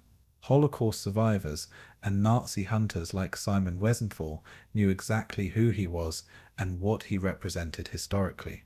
Journalists occasionally wrote investigative exposés about the network of former Nazis living comfortably and prosperously in Franco's Spain. Israeli intelligence maintained active files on his activities, even while using him as a source. The fundamental question of justice remained entirely unresolved despite decades passing. Otto Skorzeny had been acquitted of specific war crimes at Dachau, had escaped from Allied custody, and had built an extraordinarily lucrative post-war career spanning multiple continents and involving some of the Cold War's most morally compromised activities. To many observers, particularly Holocaust survivors and their descendants, this represented a complete failure of the post-war reckoning with Nazi crimes.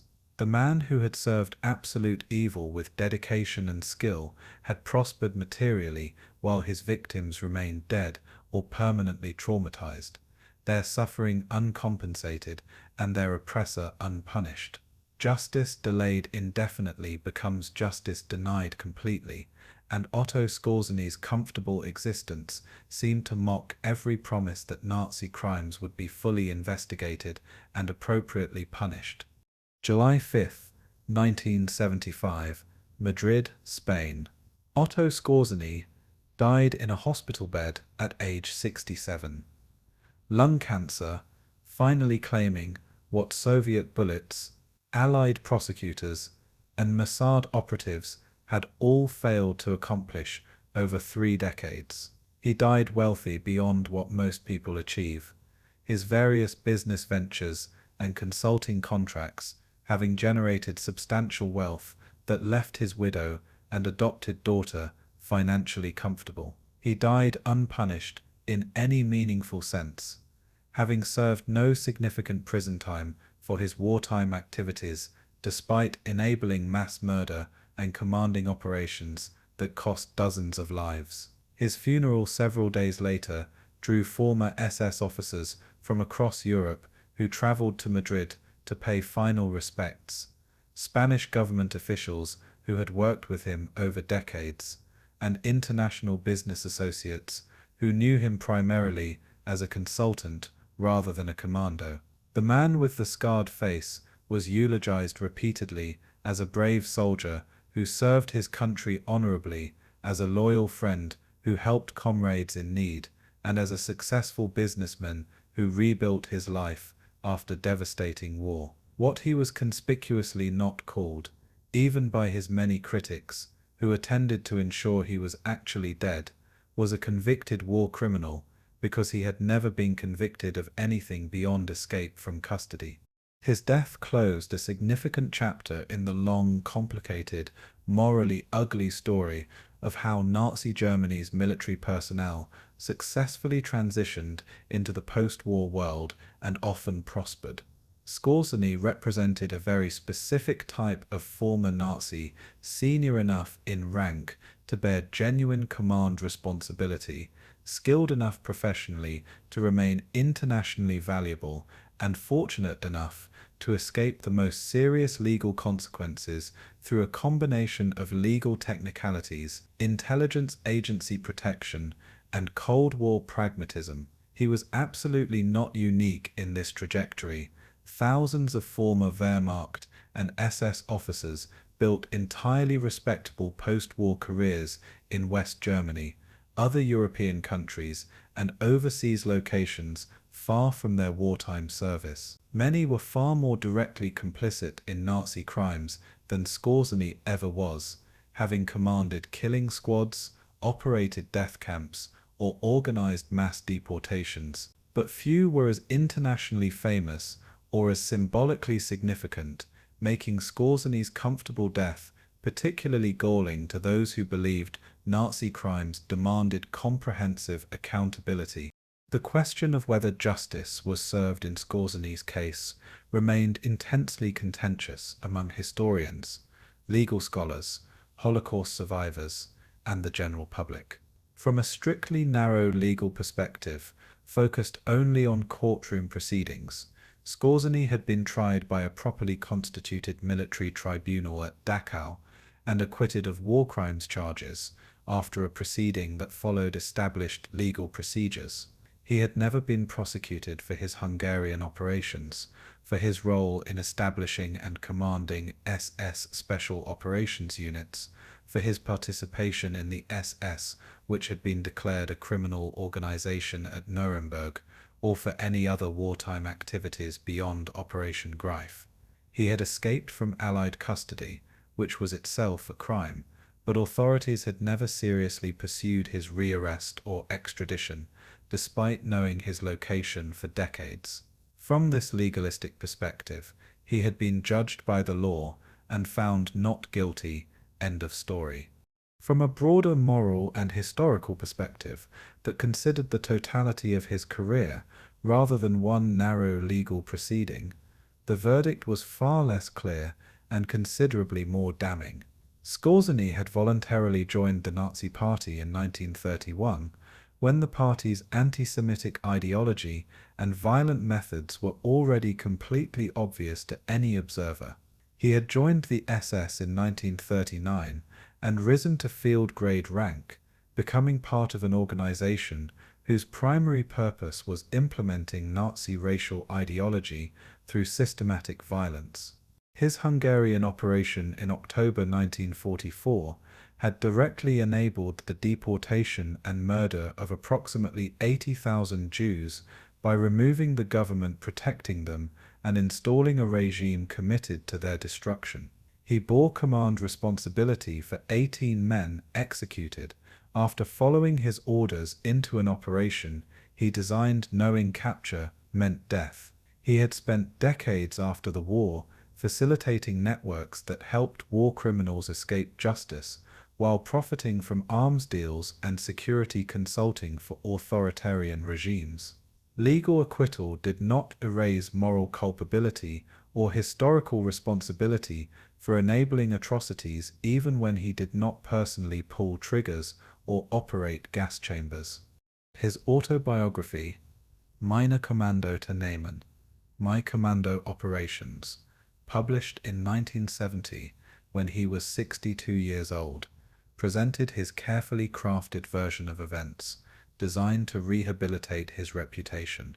The memoir emphasized military professionalism and tactical problem-solving, downplayed or omitted entirely the most controversial operations like Hungary, and portrayed him consistently as a soldier following legitimate military orders rather than a Nazi true believer serving a genocidal regime. It was thoroughly self-serving, but remarkably effective in shaping how many readers understood his career, particularly readers who had no independent knowledge of the historical context. The memoir sold well in Germany and internationally, providing substantial income while reinforcing the legend he had spent decades carefully constructing.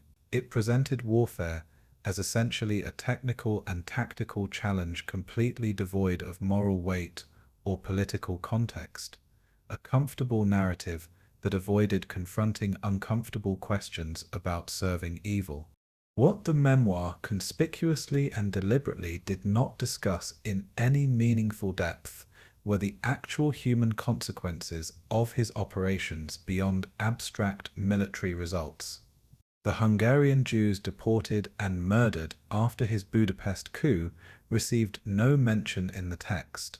The 18 Germans executed after Operation Greif received only the briefest acknowledgement without any acceptance of command responsibility for their predictable deaths. The broader historical context of serving Nazi Germany, of enabling a regime that murdered millions of innocent people, was essentially absent from his self-presentation. Skorzeny presented warfare as though it occurred in a moral vacuum where only tactical success mattered and consequences for victims were irrelevant to assessing military operations. It was a profoundly comfortable narrative for someone seeking to avoid moral reckoning, but it was also profoundly incomplete as historical accounting. Historians began comprehensively reassessing his career in the decades following his death as archives opened progressively. Documents were systematically declassified, and surviving witnesses provided testimony filling gaps in the historical record. The Gran Sasso operation, celebrated for decades as a brilliant commando raid demonstrating Skorzeny's tactical genius, was revealed through documentary evidence to have been planned entirely by Luftwaffe officers, student and Moors, with Skorzeny playing only a supporting role that propaganda had transformed into central heroism.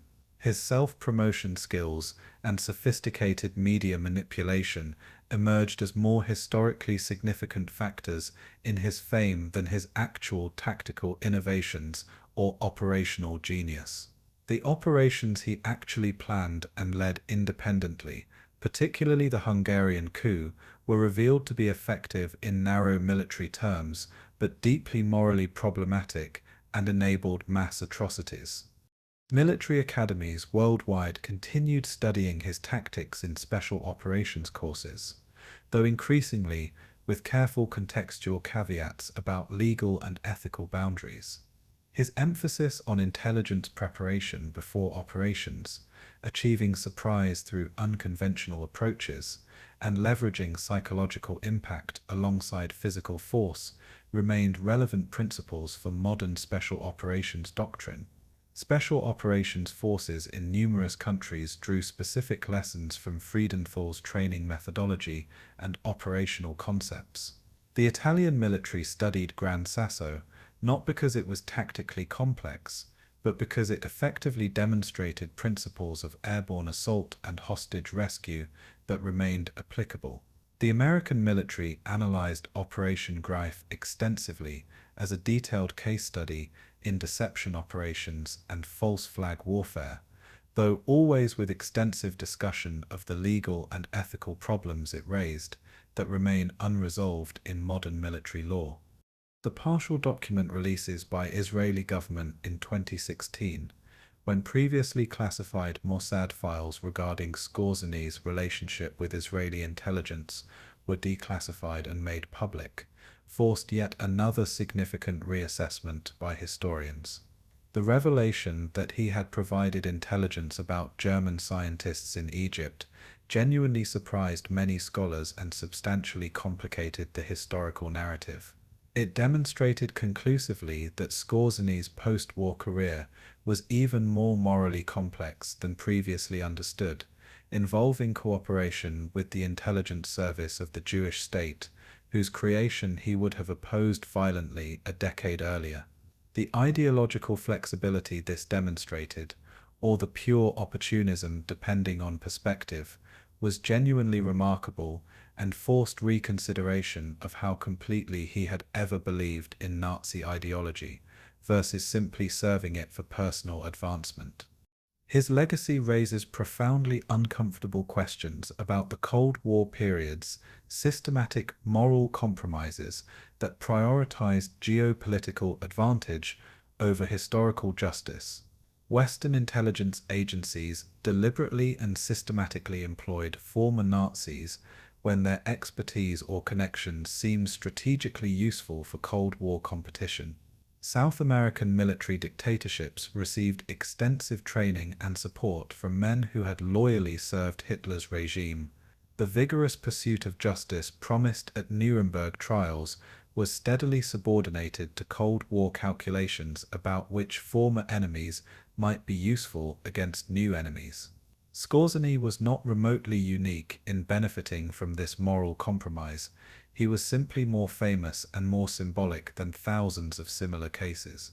The scarred face that had appeared in Nazi propaganda photographs eventually appeared in CIA personnel files, Mossad operational reports, and the social registers of international business elites, an extraordinary transformation possible only because Cold War priorities completely superseded World War II accountability. The question of accountability remains genuinely unresolved in his specific case, and thousands of similar cases across Europe and beyond, where former Nazis who were acquitted in trials, who served abbreviated sentences, or who simply were never prosecuted at all, truly held accountable for their actions during the war. Did their subsequent Cold War service to Western intelligence agencies or authoritarian governments constitute a different form of accountability through useful service, or did it represent complete escape from justice? These questions have no simple answers that satisfy all perspectives, but they must be continually asked as long as we study this period. The easy answer that legal process provides sufficient accountability ignores how many Nazis escaped legal process entirely or were acquitted on technicalities while bearing genuine moral responsibility. The opposite answer that all Nazis should have faced harsh punishment ignores practical realities about evidence, witnesses, and the sheer number of perpetrators, making comprehensive prosecution impossible.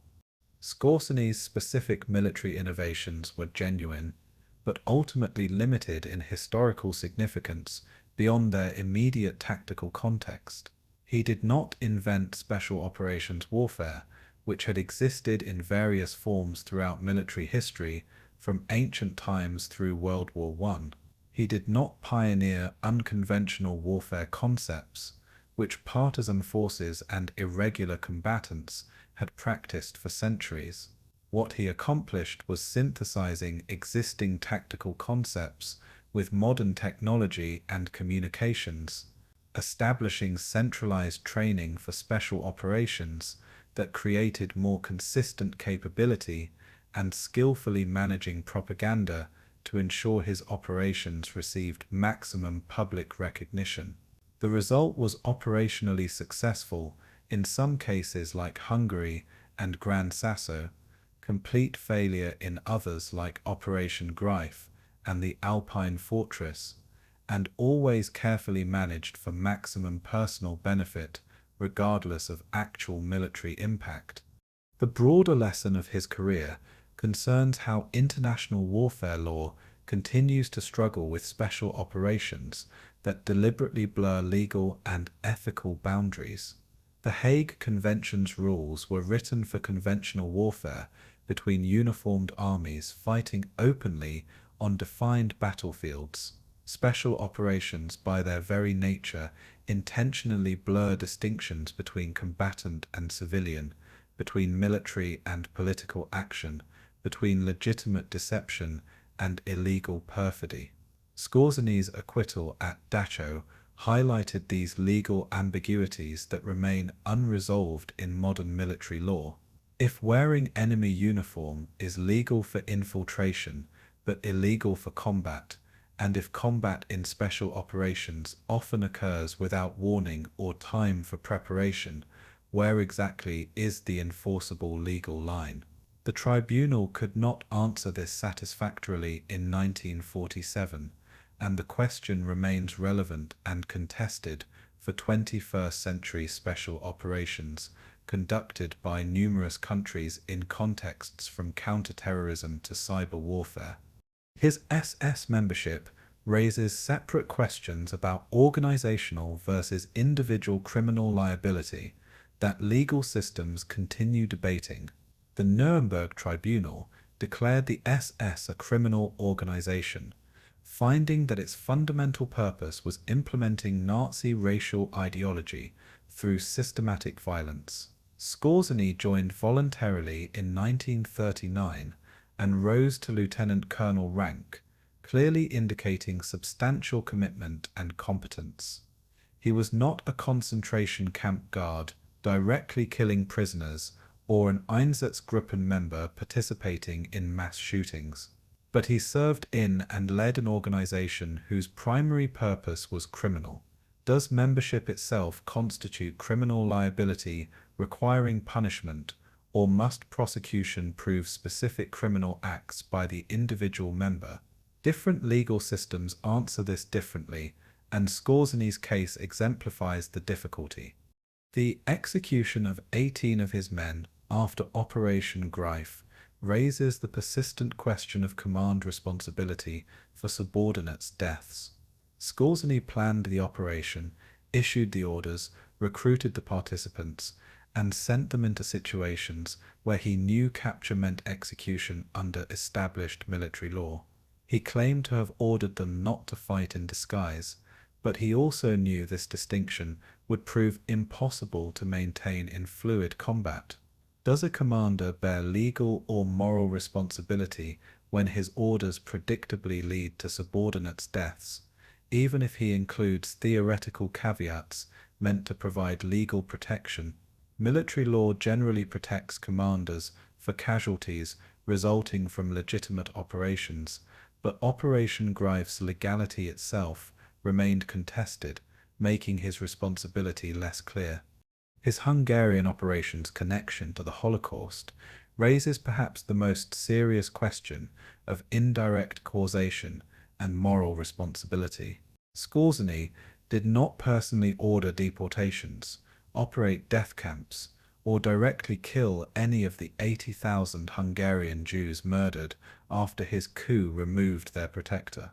But his operation overthrew the government protecting Hungarian Jews and installed a regime committed to their destruction. The deportations began immediately after his operation succeeded. This indirect causation is extraordinarily difficult to prosecute as criminal liability. He would argue his mission was overthrowing a government attempting to abandon Germany, not enabling genocide. But it is morally impossible to ignore or excuse. How should history judge operators who achieve tactical objectives while enabling strategic evil they claim not to have intended? The post-war network of former SS officers that Skorzeny coordinated and facilitated raises additional questions about complicity in obstruction of justice. Helping former comrades escape prosecution, find employment, and rebuild lives can be understood charitably as loyalty and friendship born of shared hardship. But when those comrades were war criminals fleeing justice for mass murder, does facilitating their escape become criminal complicity? Allied authorities knew about these networks and generally tolerated them as long as Cold War intelligence benefits outweighed justice concerns. Whether this represented reasonable prosecutorial discretion, focusing resources on the worst offenders, or systemic moral failure depends on which cases and which victims one examines most closely. Skorzeny's work for intelligence agencies and authoritarian regimes throughout the Cold War illustrates how thoroughly pragmatism displaced justice in the post-war period. He was demonstrably useful to CIA for information about right-wing networks, to Mossad for intelligence about Arab military programs, to various dictatorships for security training. His usefulness provided protection and prosperity.